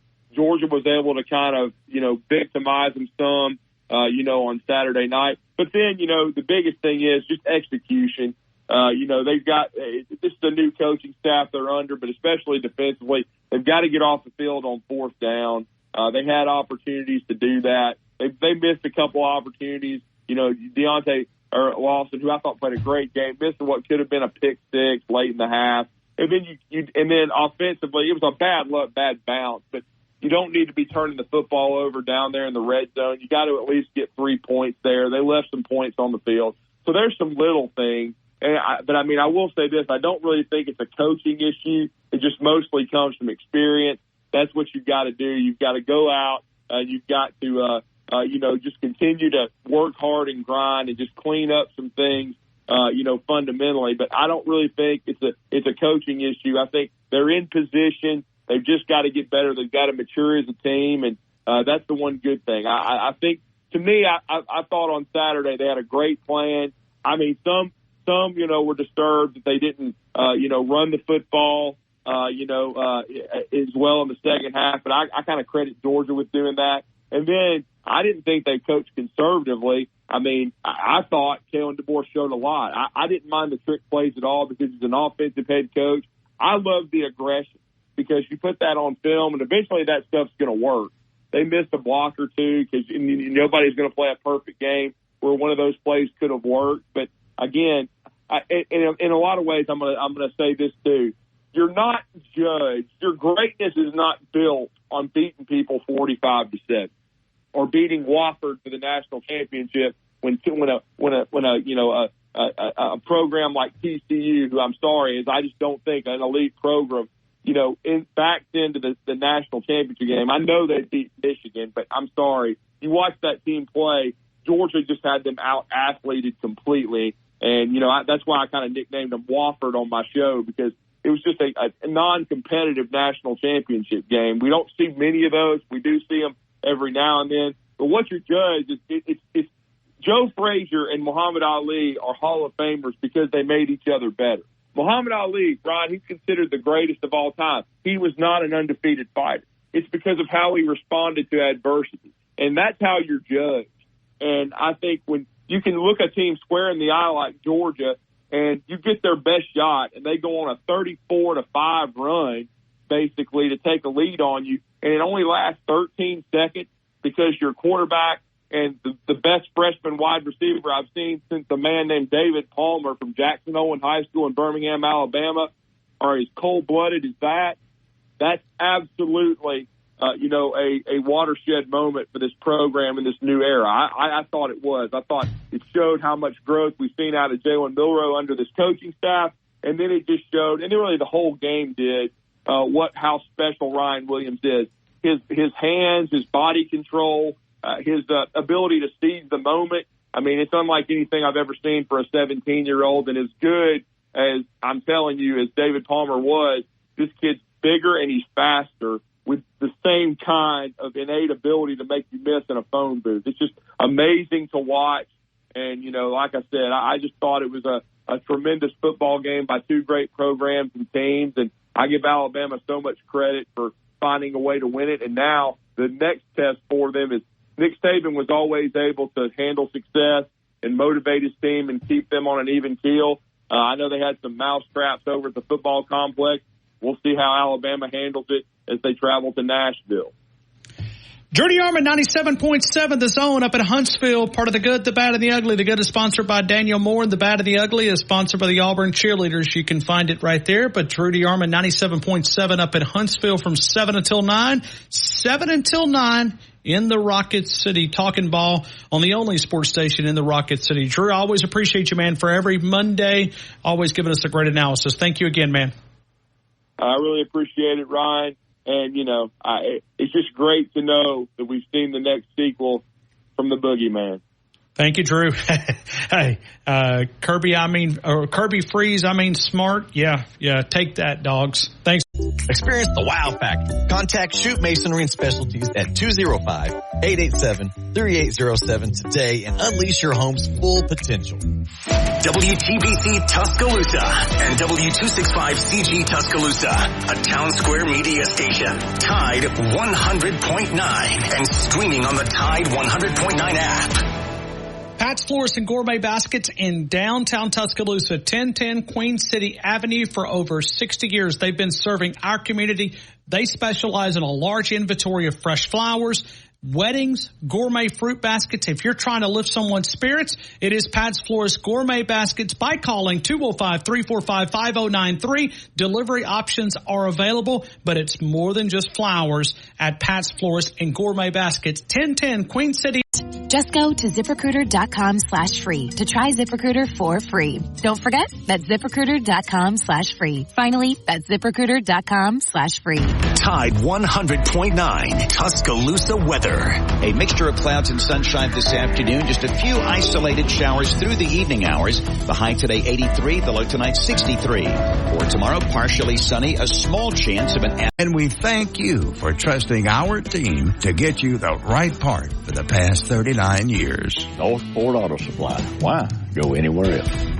With only 43 seconds remaining, facing a 4th and goal from the 31-yard line at Jordan-Hare Stadium, quarterback Jalen Milroe finds himself under immense pressure, scrambling to connect with Isaiah Bond in the corner of the end zone for a miraculous come-from-behind victory over Auburn. The jaw-dropping 27-24 result came on the 10th anniversary of the Kick Six. Daniel Moore is proud to announce 4th and 31, his upcoming oil painting featuring the now famous Gravedigger play. New Life Art is now accepting pre-orders for limited edition fine art prints and canvases of 4th and 31. See the preliminary pencil sketch for the artist's full color painting at DanielMooreArt.com. Pre-order your artwork Fridays at the Free at Innisfree Irish Pub, 1925 University Boulevard, downtown. Come join Wyatt Fulton for lunch at Innisfree Irish Pub. Big Mike's downtown Moundville, only about 15 minutes from where I'm located. Also in Gunnersville, Alabama, Thomasville, Andalusia, Auburn, Alabama, Orange Beach. You'll find one of the best steaks in the state of Alabama, voted by the Alabama Cattlemen's Association and many other great publications recognizing the great ribeye, the seafood entrees. You'll find those, the great service. It is Big Mike's downtown Moundville. If you're looking for a great steak, Wednesday through Saturday, 4 until 10, Big Mike's downtown Moundville. Blue Spring Living Water is located in Bluntsville, Alabama, Blount County. About an hour, put out a poll. We retweeted a poll just a couple of minutes ago as far as your favorite moment. Daniel Moore, I've been told that he could be reconsidering it, or considering, possibly. Nothing confirmed, but, that's why that vote's very important. Was it Ryan Williams? Was it Xavier Brown's catch? Was it the Ackerback catch from Ryan Williams? Let's talk about it right here with Martin Houston. Martin Houston, welcome into the game. I hope you're having a great day, man. How you doing? Great, Ryan. Glad to be in with you, sir. 4 hours is just not enough. You're just trying to get it in an hour. I'm just aggravating you. How do you do it? I mean, I'll be honest. I mean, it's like it's an all-you-can-eat buffet with all these content. You really have to kind of like have a little bit of conversation that you want to have. Then just and because you and I kind of have similar shows where we value our callers and Absolutely. Our listeners, and so. It's not as much some days about what we want to talk about as much as giving them. And a day like today, man, we had calls the entire time and just had to kind of work in a little bit here and there. But it's good to be a Bama fan, and it's a good problem to have. Absolutely, yeah. I mean, it would be better than talking about a loss that almost. How easy is it from a game plan when you take the foot off the gas? Because that's what I think they did. You may have a different opinion, and I'm not trying to box you in, but how hard is it to re-get the gas pedal once you take your foot off of it? It's extremely hard, Ryan. Think about if you were running full speed and you kind of get your momentum going and everything.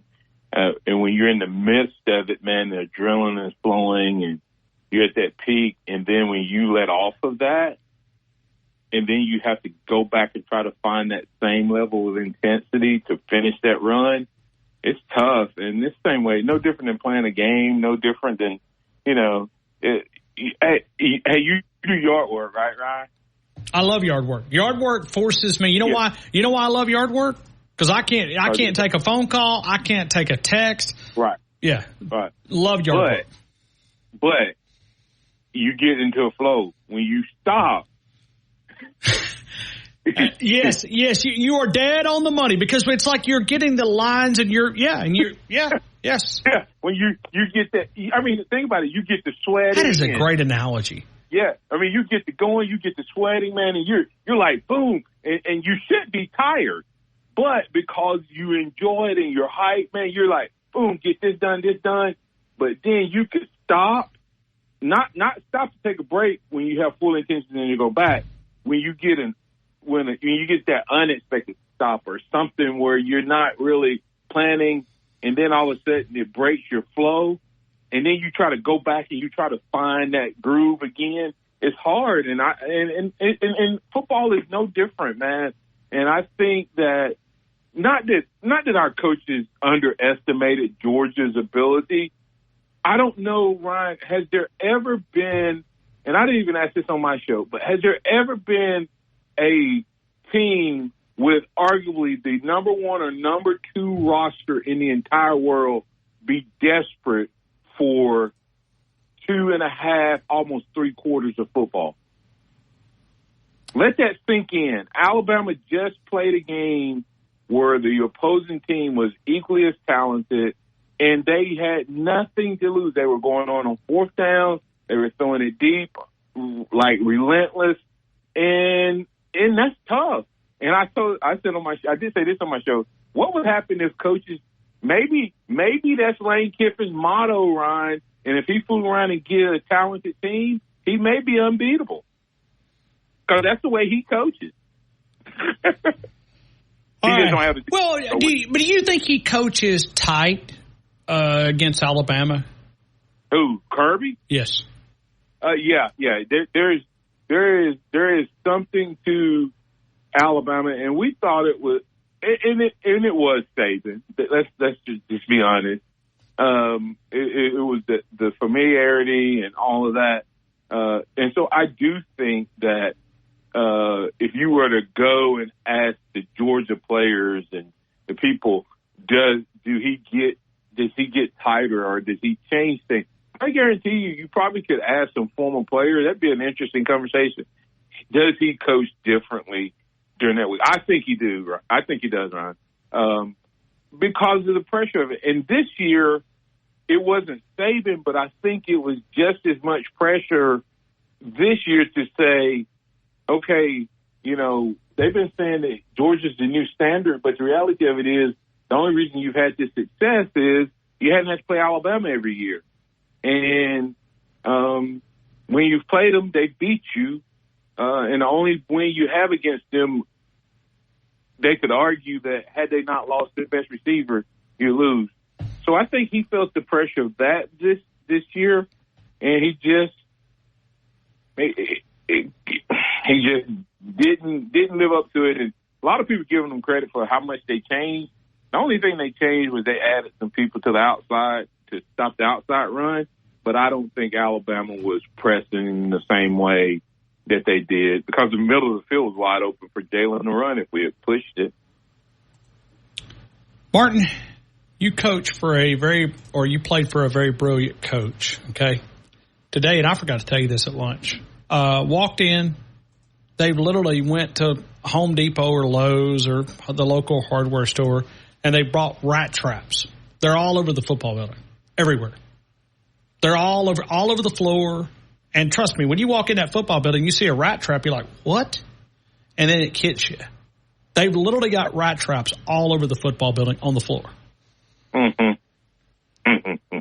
Is that not brilliant? Is that It is. It's a constant reminder of, you know, don't get caught in the, instead of rat poison, don't get caught in the trap, I guess is what he, and this is, that's a brilliant way to communicate. Because, I mean, you have to step over them. I mean, they're like, what do you, I mean, 'cause you don't see a rat trap in the football building. I mean, right. Yeah. And you look at, well, what's that? Here's the other thing that Ryan, why, let me tell you why that's brilliant. If you hear something, you retain, based on how connected you are to that topic, 5 to 15%. If you can involve your other senses, you can get it up to around 40 to 45%, something like that. But if you can get it where you're teaching it and talking about it and discussing it and then still hearing it and seeing it, it gets into the 85%. And then the more you repeat it, the more of it you retain. That makes sense? Absolutely. So think about this. What do you think the players are talking about?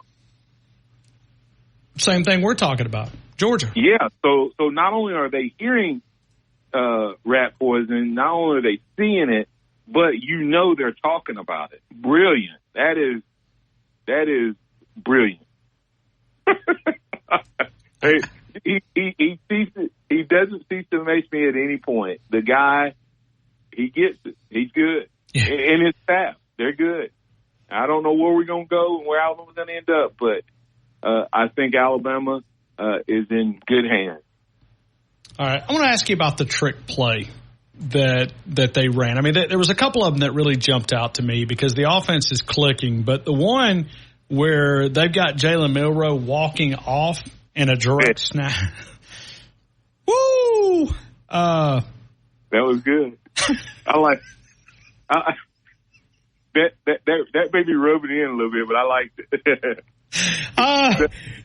I mean, it's fun to watch. I mean, it's like I love defense, and you know me, how much I appreciate 92 and 1961 with 25 total points and 6 shutouts and all the 70s and 2011, 2016 defense. But man, this offense, no wonder it puts fannies in the seats, man. It's fun to watch. Hey, Ryan, have you talked about the trick play? The double reverse pass screen. Well, okay, and I did on Atlanta radio earlier, and all I said was the guy asked me about it, and I'm like, well, it was smart because he didn't force the football. It wasn't there. It wasn't there. I mean, a lot of those receivers would probably have forced a throw. No, not that one. Where he could have ran it. I'm talking about the other one. Oh, okay. No, I didn't. Yeah, that was smart. But the one where it was a double pass screen. Go back and look at that, Ryan. The offensive line, they're going to kick themselves. That play should have been a walk-in touchdown. Georgia, I think, had one guy over there, and two things happened. None of the linemen blocked him, but the running back was too far outside. If he had set up behind that wall, go back and look at it. I think there was one Georgia player over there, and the running back was outside of the lineman. He didn't line up behind the wall. It's such a fine. It shouldn't have been called, okay? But if the players execute that play, Ryan, it's a walk in, and it was a nail in the coffin. I believe. I think they'd have quit and folded their 10 if that is we scored on that one. Martin, where can this team take that next step? I think discipline a little bit. Some of it I can't. I don't want at 4-0. I don't want to gripe and complain about officiating, but some of the officiating is questionable against Alabama, in my opinion. But either way, whether it's on them or not, the penalties have to be better. I think they said in yards against and penalties called were somewhere between those two stats in the 90s and in the 100s, which unfortunately that hasn't changed since the Saban era. But we just can't have 10 penalties. It'll cost you somewhere, down the road. So I would say that. But some of those penalties were so questionable. I know Martin said that. Drew said that a while ago, but I know. I agree. That's what I'm saying. It's questionable. But that's the area that, to me, they have to figure out, Ryan. I'm going to go look at penalized. They've got to be one of the worst penalized teams in the SEC. They've got to be. They've got to be. We're one of the worst in the country. Like I said, it was 100, and I think Kennington says 104 or something like that. But in 90-something in number and 100-something in yards, some crazy. Yeah, 120th in the country, 77th. They average 77 yards per game. Yeah, I knew it was bad. Vanderbilt's worse. Ole Miss is worse in the SEC. So we are, 14th? 14th in the league? Hey, Brian, and guess who their biggest culprit is? Trey Amos. Yeah, I saw him give up a play. No, he's gotten, I think, 2 or 3 PIs per game. Well, that's that Pete Golding effect, man. Yeah, that's why I said that. So, but Ryan, the other thing you said, where can this team go?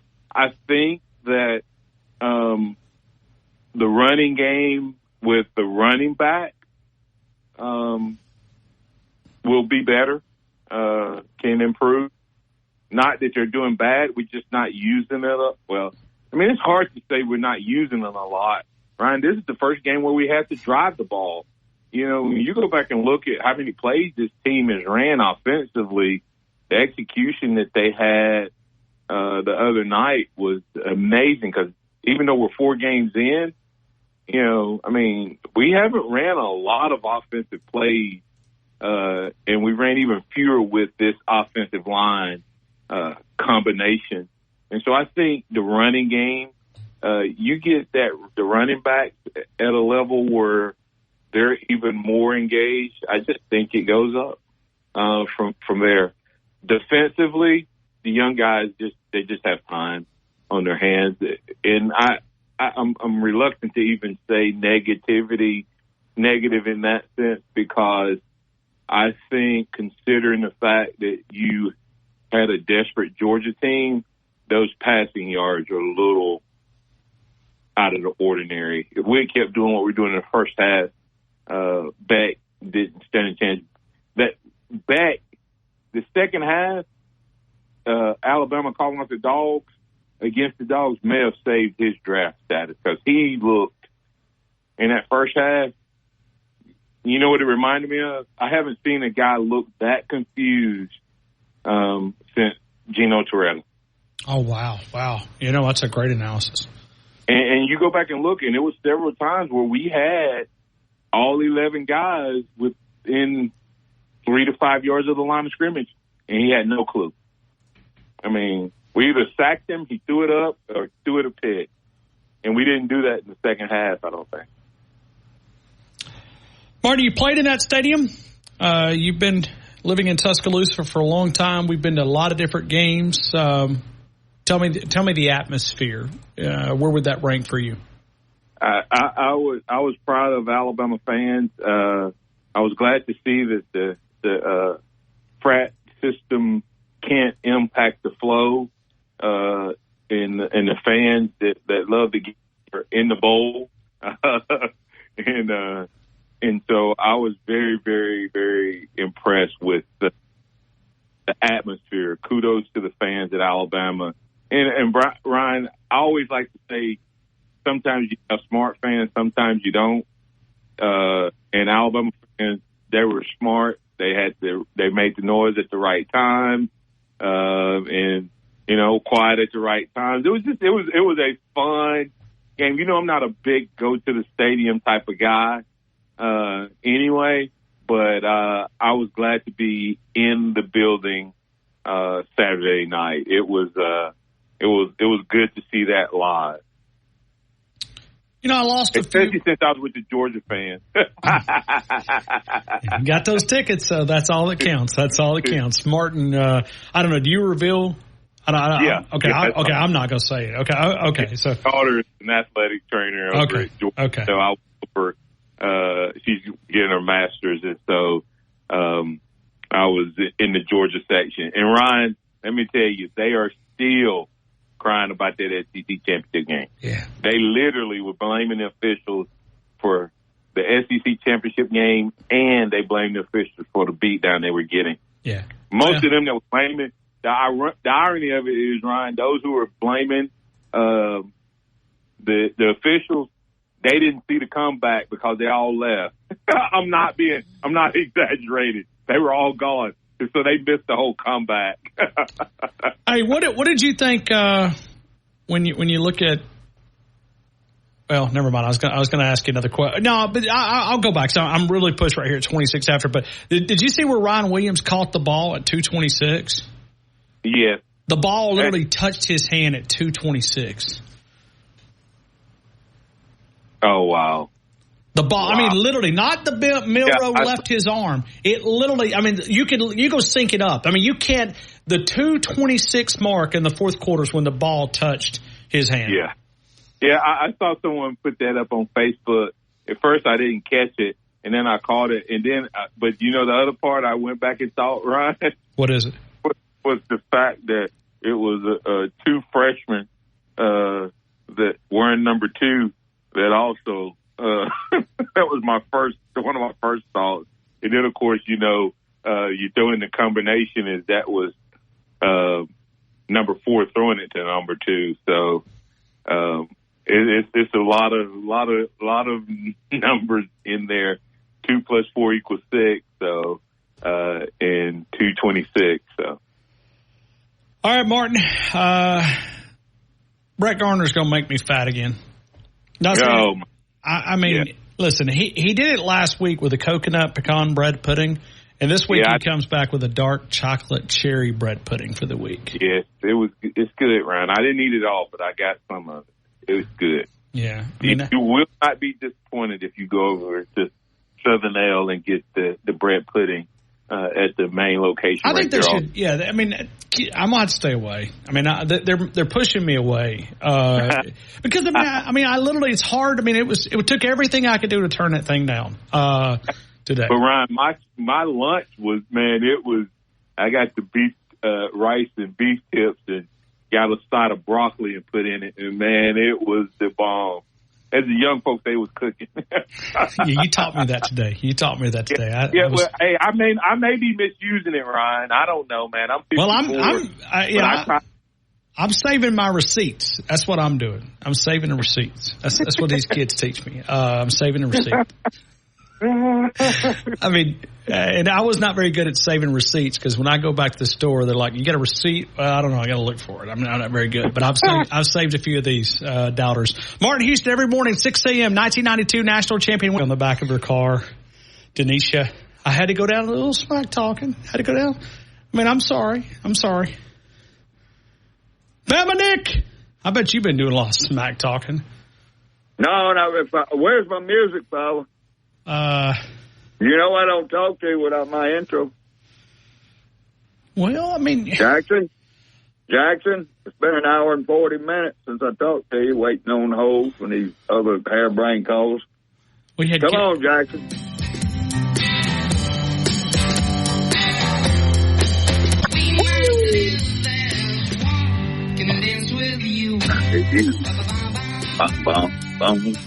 All right, Bama Nick. Bama Nick. Ba, ba, ba, ba, ba. All right. All right, here we go. Here we go. Every time I come on now, I don't know what's going on lately with you and Jackson not playing. Well, to be fair, he was probably looking across the glass going, where's Fowler? I got to play a bumper music. Jackson was going to have to host that segment because, I was Bama Nick. I pulled a Bama Nick. I went down and I was smack talking the Georgia folks. No, you wasn't. I know what you did, Fowler. I know where you're headed. I know what you're doing. Where do you think I was at? You was going to the urinals. No, I promise you. I had to run down and talk about a live spot. He does hit the bathroom pretty frequently. Yeah, but it's quick. He's right. He wasn't in the bathroom. Because I looked at, well, there was a spot that I normally do every day, and it was not in the system. So I ran downstairs. I took that advantage to do a little smack talking. And I talked to our boy John Ramey, and I talked to Denisha. Denisha is a big Georgia fan. She just looked at me and said, I don't want to hear it. I said, you got to She needs a switch on over to the Crimson Tide side. All right. So have you been smack talking them dogs? Hell, I ain't heard from none of them since Saturday night.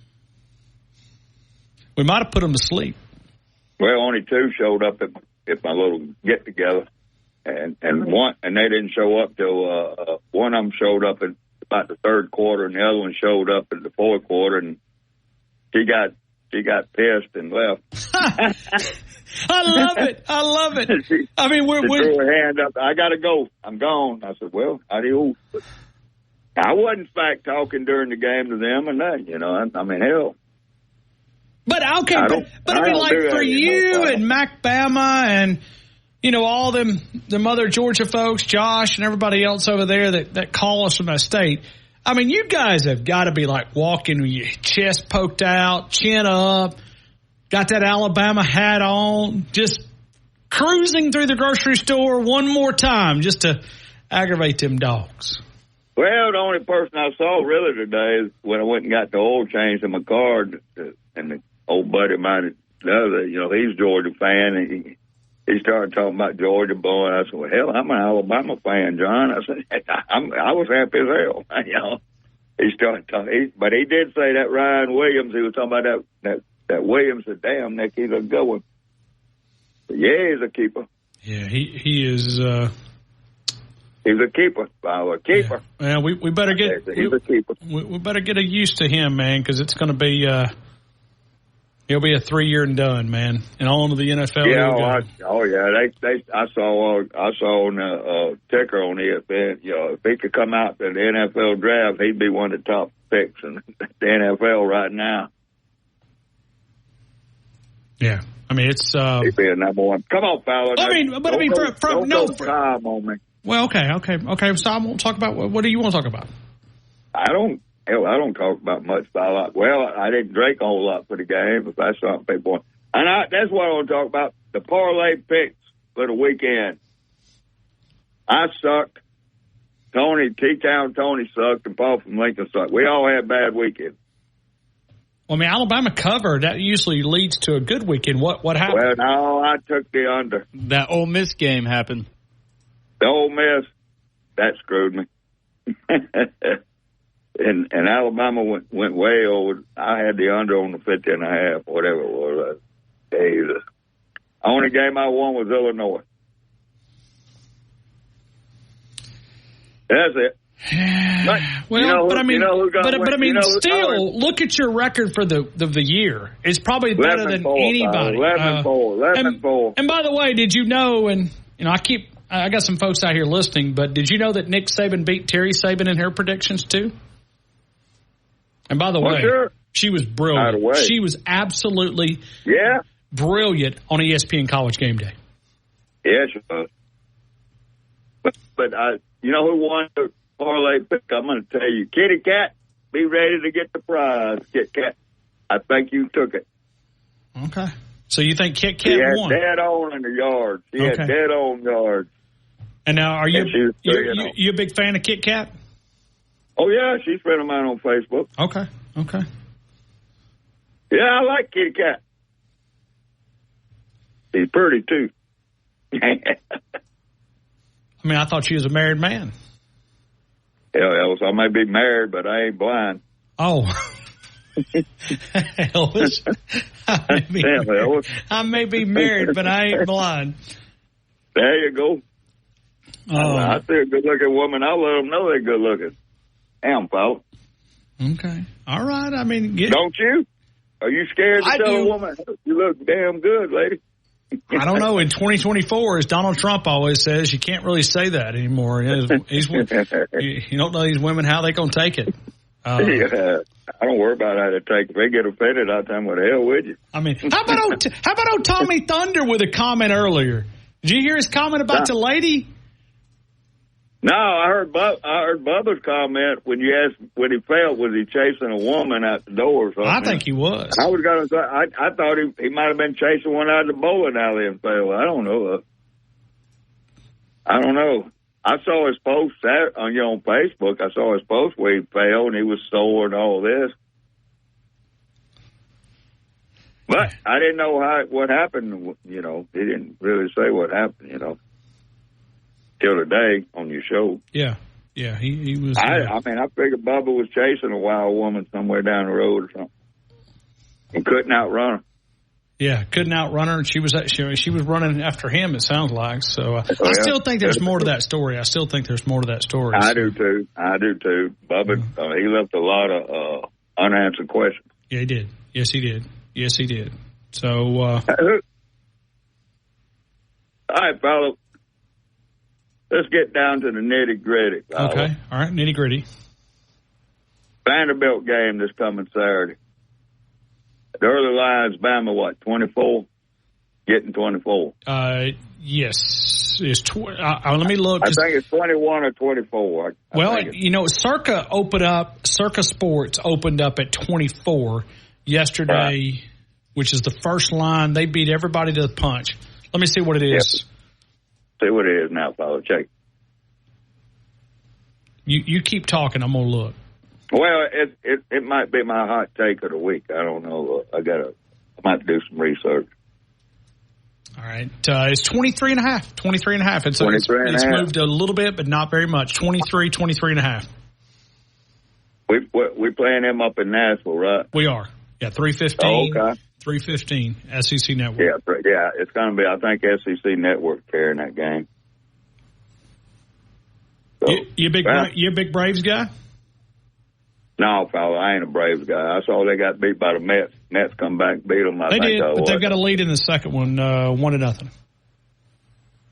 Well, I'm not a big Braves fan. I like the Cincinnati Reds, my team, but they ain't done too good. Yeah. I've been pulling for the Reds for years and years, and the Yankees when I was a kid. No more Joey Votto, Bama Nick. Baseball. He didn't. What's that fellow I missed? That's Jackson. Jackson was saying something about he didn't know who that is. He knows who Joey Votto is. Joey Votto? Yeah. Played for the Reds. He ain't no more.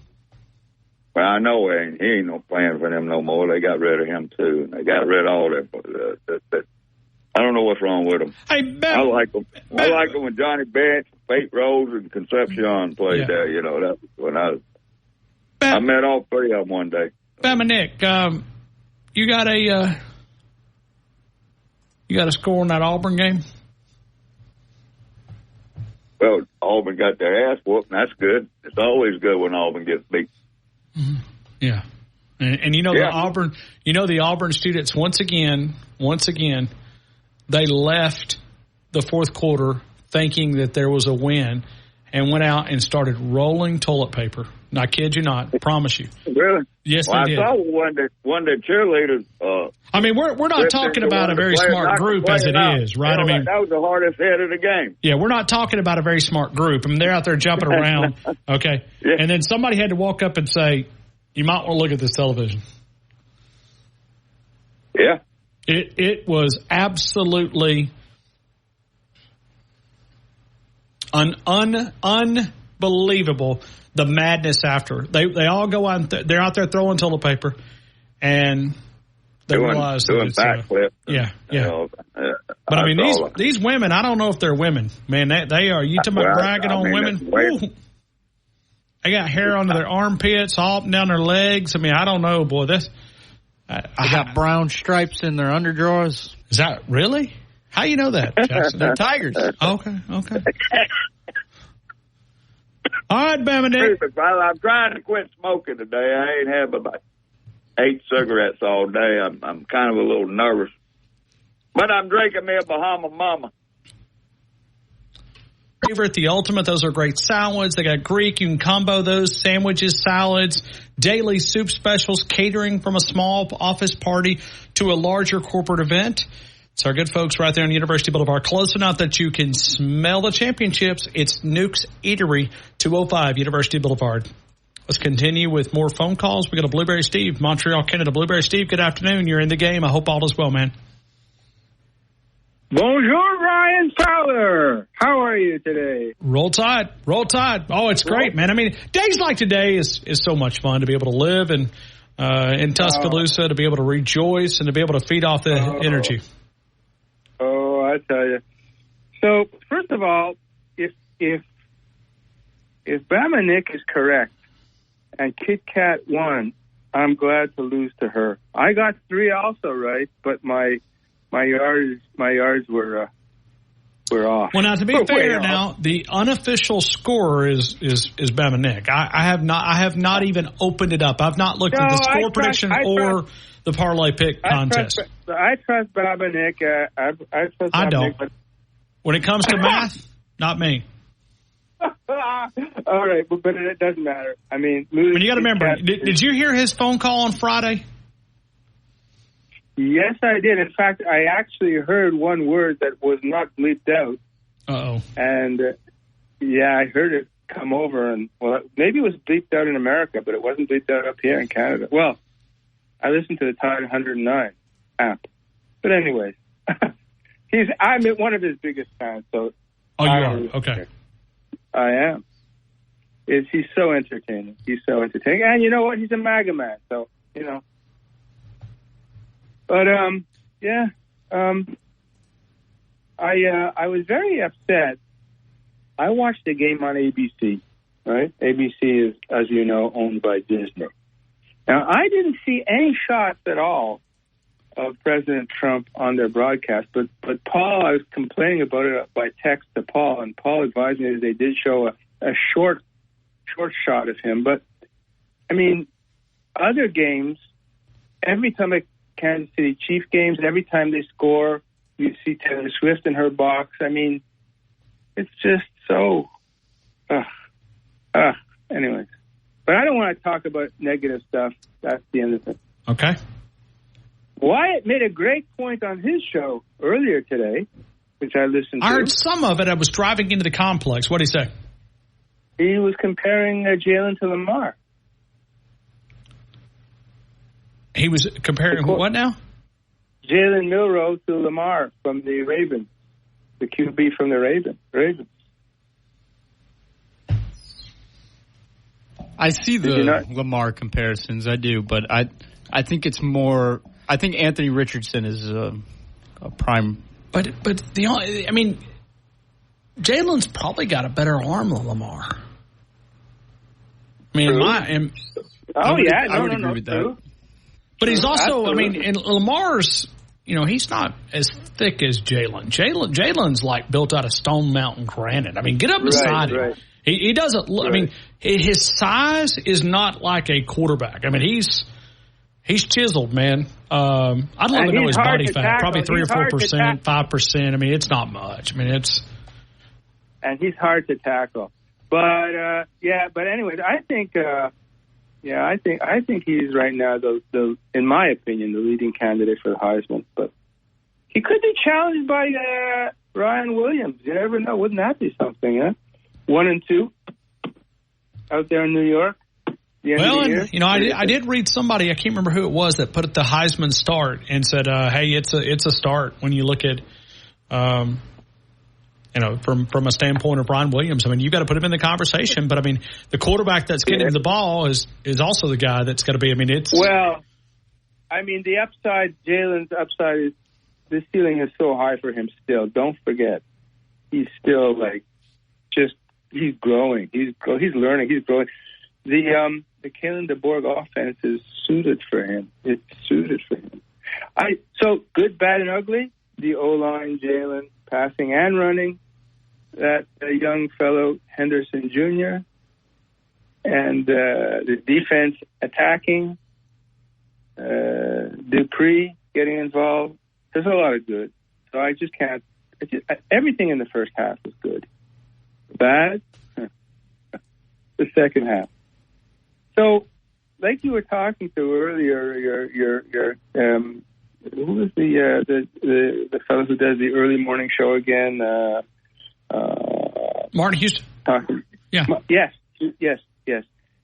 Talking about losing momentum, is that a natural thing? Like when you're up that much in the half, taking the foot off the gas. So that's the bad, but it could also be a really legit teaching moment for the coaches, no? It can be, and that's why I asked the question I did. I mean, I threw it out there to DeBoer, and, you can... Yes, it would have been nice to beat 55-7, but it's also nice that a young team gets to understand that you must play all four quarters. You cannot let up your foot off the gas. I mean, when you go to 30-7 at the halftime break, knowing and Kane Walmack said some great things about the fourth down as far as Georgia. That was my ugly. I mean, they just kept going. Well, I mean, they kept going 4 downs, right? And if you go, divide 4 by 10. It's pretty hard to stop. I mean, when you take your punter completely out of the game. But they had no other choice. They were chasing points. Right. But my ugly was giving up all those fourth down conversions. I mean, it seems that we didn't have an answer for that, really. Don't know. Is Kirby going after Ryan Williams, you think? No, no, hold on. I'm not making that allegation. I'm just telling you, in this world of NIL transfer portal, it makes me nervous when I see coaches embracing him the way that he did. It just scares me. Okay. So that's all I'm saying. Yep. Hey, Blueberry Steve, I'm at the top of the hour, man. Wait. Really quick, though. I mean, I'm out of time. I have really no choice. Well, 2 and 26 has a new meaning. Who's the better quarterback, Carson Beck or Nico? Nico. Okay. Has the better team? Well, and some of that was Kane Womack was just throwing confusion. I mean, his pre-snap stuff and his post-snap stuff was just completely different. Okay. Well, I'll let you go. 2 and 26 does have a new meaning. Check out Scripture 2:26 in the book of Joel. I'm on that first bus with the guys, and they their eyes were wide open and excited about what they were feeling and seeing. And then, of course, just throughout the game, I just can't tell you enough. I think there's just an energy. It's not like you pick out any single thing. Like, I still haven't. I hate to say this. I'm embarrassed to say this. Dixieland Delight. I still haven't really experienced it. I don't know when. I thought it was supposed to happen between the third quarter and the fourth quarter, but it must happen another time. So the lights go out, and I'm thinking it's going to happen, and it doesn't happen. So I'm still learning myself. But the energy, the excitement of it, there's just something special about playing in Bryant-Denny. I can't tell the fan base how much the guys love it, and we appreciate it and can't wait to continue to do it again. There we go. Well, we'll teach you, Coach. That's okay. Let's go to Wayne in Northport. Wayne, good afternoon. You're in the game. I hope all is well. Good afternoon, Ryan. All is well, thanks to Ryan Williams and Xavier Brown. 2 and 2. Man, I'm telling you, when they scored, I don't know if you've seen the TV copy yet, but because I know you were at the game. I watched most of it last night, but I watched it in kind of a high-speed mode, not take all the breaks. Yeah, but when they showed the crowd after Georgia scored, that was my exact reaction. I was like, oh, my gosh, we're going to lose this game. And then to have it turn around in 13 seconds and then to hold on for dear life at the end, what a finish. Yeah, it was unreal. Unreal at the atmosphere, the energy. I mean, you heard Kalen DeBoer talking about it right there. Yeah, I wish I had it on. I wish I had DVR'd the game, but then it would have probably jinxed it, and we probably would have lost. Because I never do it unless I have to tape it, don't get a chance to watch something, but I should have DVR'd that game. But it was something else. But anyway, kudos to the fans. It was even loud on TV. I mean... Yeah, you could hear it coming through. I mean, it was completely loud. I mean, it was just the environment. We went down in the fourth quarter on the sidelines because it's easier for me to get to the press box. And press room after the media availability. And so we went down, and you could just simply amazing. I mean, just deafening. You can't hear yourself. I mean, if you're trying to talk to somebody, you've got to yell in their ear, especially when the touchdown happened. When Ron Williams. Oh my gosh! Yeah, I mean that came unglued. Yeah, I've never seen a Bama crowd that jazzed, and I went to Bama games for almost 20 years. I'm to the point now where I can't go because of my disability and some health issues I'm having right now. I can't go at the current moment, although I'll be better in a couple of months. But I'm telling you, that atmosphere was something else. And they did show Donald Trump, and they did say he was guest to some Alabama boosters. They didn't say who, they just said Bama boosters. Well, and like I said, I mean, I don't want to dive. I mean, I went into it in the 2:00 hour, but you realize how crazy some of these political reporters really are when you look at reporting some of the stuff that happened that didn't happen. And by the way, there was supposed to be a rebuttal to his appearance with Kamala flying a flag around, in an airplane. Something about the debate. Either that was fake news or she flew it in the dark where nobody could see it, because I have absolutely no clue.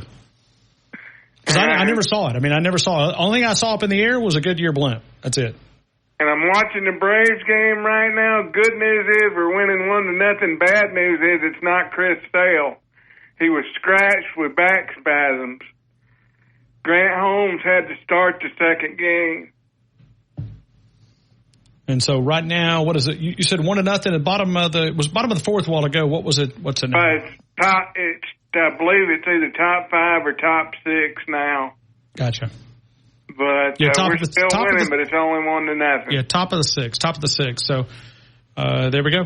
Thanks, man. Appreciate you, Wayne. Roll Tide. Man, always. I'll see you again sometime when it's not so busy. All right. Thank you, Wayne. Wayne in Northport. Let's go to Ram and McCalla. Ram, good afternoon. You're in the game. I hope all is well. Hey, Ryan, everything's going well, my friend. I was at the game, and it was the young men behind me who screamed so much by the end of the game they were hoarse, and I can't hardly scream because I get hoarse so quick, but I was clapping, and I noticed some of the men sitting in front of me in the last 5 minutes, the back of their hair was wet where they were sweating, and a lot of us were sweating. But I felt like Georgia had to take risk, and there's two sides to risk. And we had 2 penalties that was cemented the game. And I kind of felt like the refs were giving something back to Georgia because they called them on so many of those offensive pass interference. And, it was almost like they were trained to kind of push off like that. There was just so many questionable areas of that game officiating. Like I said, I'm on this soapbox. I'm on this hill. I'm willing to die there. I don't trust the SEC officials. I don't. No. And stats kind of have me back in, they back it up. Well, I saw Coach jumping up and down on one of the calls. Think about that. I mean, we watched Kalen DeBoer. As a matter of fact, I believe Kalen DeBoer's got got a comment that we'll play in his reaction to that particular call. And I thought he said, hey, listen, my players were fighting. I got to fight for them. I've got to fight for them.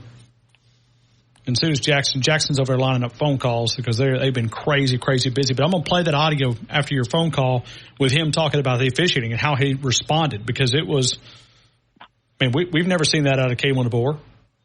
No, that's probably his biggest adjustment. He's not going to talk publicly about it, but I bet he thinks, man, these SEC officials, whew. I mean, can you imagine coming out of another league, coming to this league, and where it's just not the standard? I mean, we're the best in college football, the SEC. Right. But we do not have the quality officials that many others out there. And I'm not talking about, I've got friends of mine that are officials. I know it's a hard job. Just be consistent. Sure. Be consistent. Hey, do you have the Kalen DeBoer audio, the way he reacted on the official? I'm not sure what it's labeled right there, but all right, here we go. Okay. Yeah. No, you want to hear it and then react to it, or you want me to let you go and then you can react to it afterwards? I'll hear it and react to it. I got one more thing I want to say. Okay. All right. This is Kalen DeBoer talking about the officiating and how he responded. He didn't say anything about officiating. He just talked about his response and why he was maybe out of his typical character, the way that he reacted. Yeah, I don't think you predetermine, when or what you're going to do and all that. But I just, the guys are fighting, and when you see something a certain way, and I know that I just felt like that was a big time in the game. We were doing a lot of things well, and some opportunities that just, we didn't take advantage of as a team. And that moment right there, we talk about the middle eight and going to the locker room with a lot of momentum. And I know we got a safety there right in that area too, but there were some missed opportunities that we'd have loved to have had. And it was just, fighting for my team. And I know they were out there fighting and doing everything they could. And so just loved the way we were playing up until that point. I wanted to keep it going. And I saw it a certain way and wanted to make it known. So back left, Stephen. All right. That's Kalen DeBoer. He did make it known, but, it wasn't 53 yards away from him. It was right there in front of him. Well, he saw the call. I mean, he saw it. But see, that's what backs up my conspiracy, Ram. There's no way. Yeah. I mean, that's like looking at me at a green car and calling it yellow, or looking at a green car and going, "Nah, come on, that's red." I mean, you're looking straight at it. I mean, what'd you do? Go to sleep? I mean, were you like? I mean, he's looking straight at. This is not like a strike in a ball where you're calling outside. I mean, it's so close. I mean, we're talking about a guy that literally you could have probably called horse collar on that play. Yeah, absolutely. But I thought I know my buddies get on to me when I go all of these officials, man. But it just I can't come up with another reason. You can't be that bad at your job. When they made that call, I thought it's fixing to go downhill hard.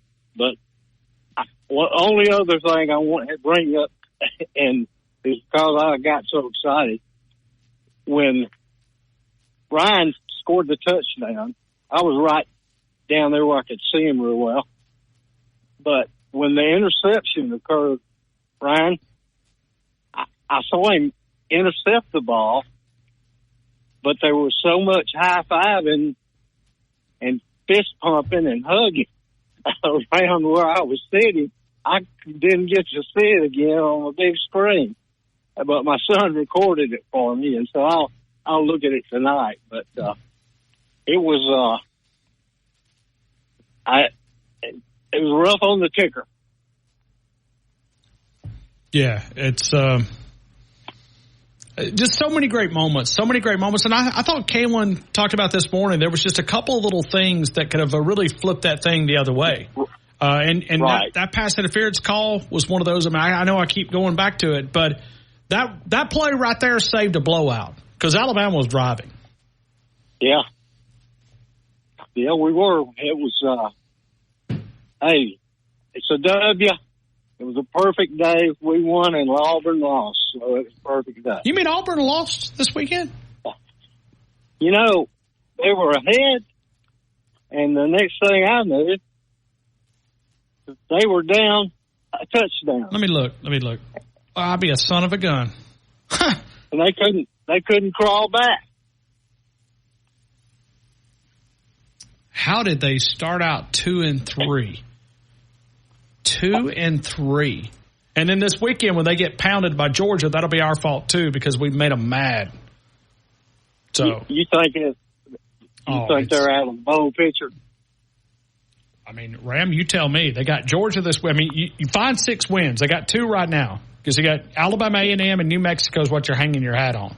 You've lost to California, Arkansas, and Oklahoma. Georgia, L. Missouri on the road, L. Kentucky on the road, L. L. Okay, so now you're 2-6. Then you come back home and play Vanderbilt. It's not a freebie. It's not a freebie. Okay, well let's give them the win against Vanderbilt. Okay, so now you're at 3. You beat ULM. Right. Okay. You got to go beat Texas A&M, and you got to go beat Alabama. Ram, it's not happening. Now, you can go on a 5-7 team, can go to a bowl because there's so many bowls, but I don't know if Auburn has the academic requirements, and I'm not being funny. You must have a different APR score if you're going to go to a bowl with a 5-7 football team. I don't have a clue. I mean, if it's a coloring contest, maybe they've got a chance. Our chicken doctrine. Yeah, but it's couldn't happen to a better bunch, man. Ram, thank you, man. I know. All right, man. You got me all fired up, man. Thanks, Ram. Thank you, buddy. All right, buddy. Bye-bye. Right back to you. But I promise you, none of us have been fired up compared to this next guy. We're going to talk with Josh in Georgia. Jackson, you got something? Yeah, I said I know what bowl Auburn's going to make. They're going to make their backyard bowl where they go play the cows. Well, they can also do they could go to Birmingham, but I just don't think they're going to make it to Birmingham. Tell you somewhere they can go.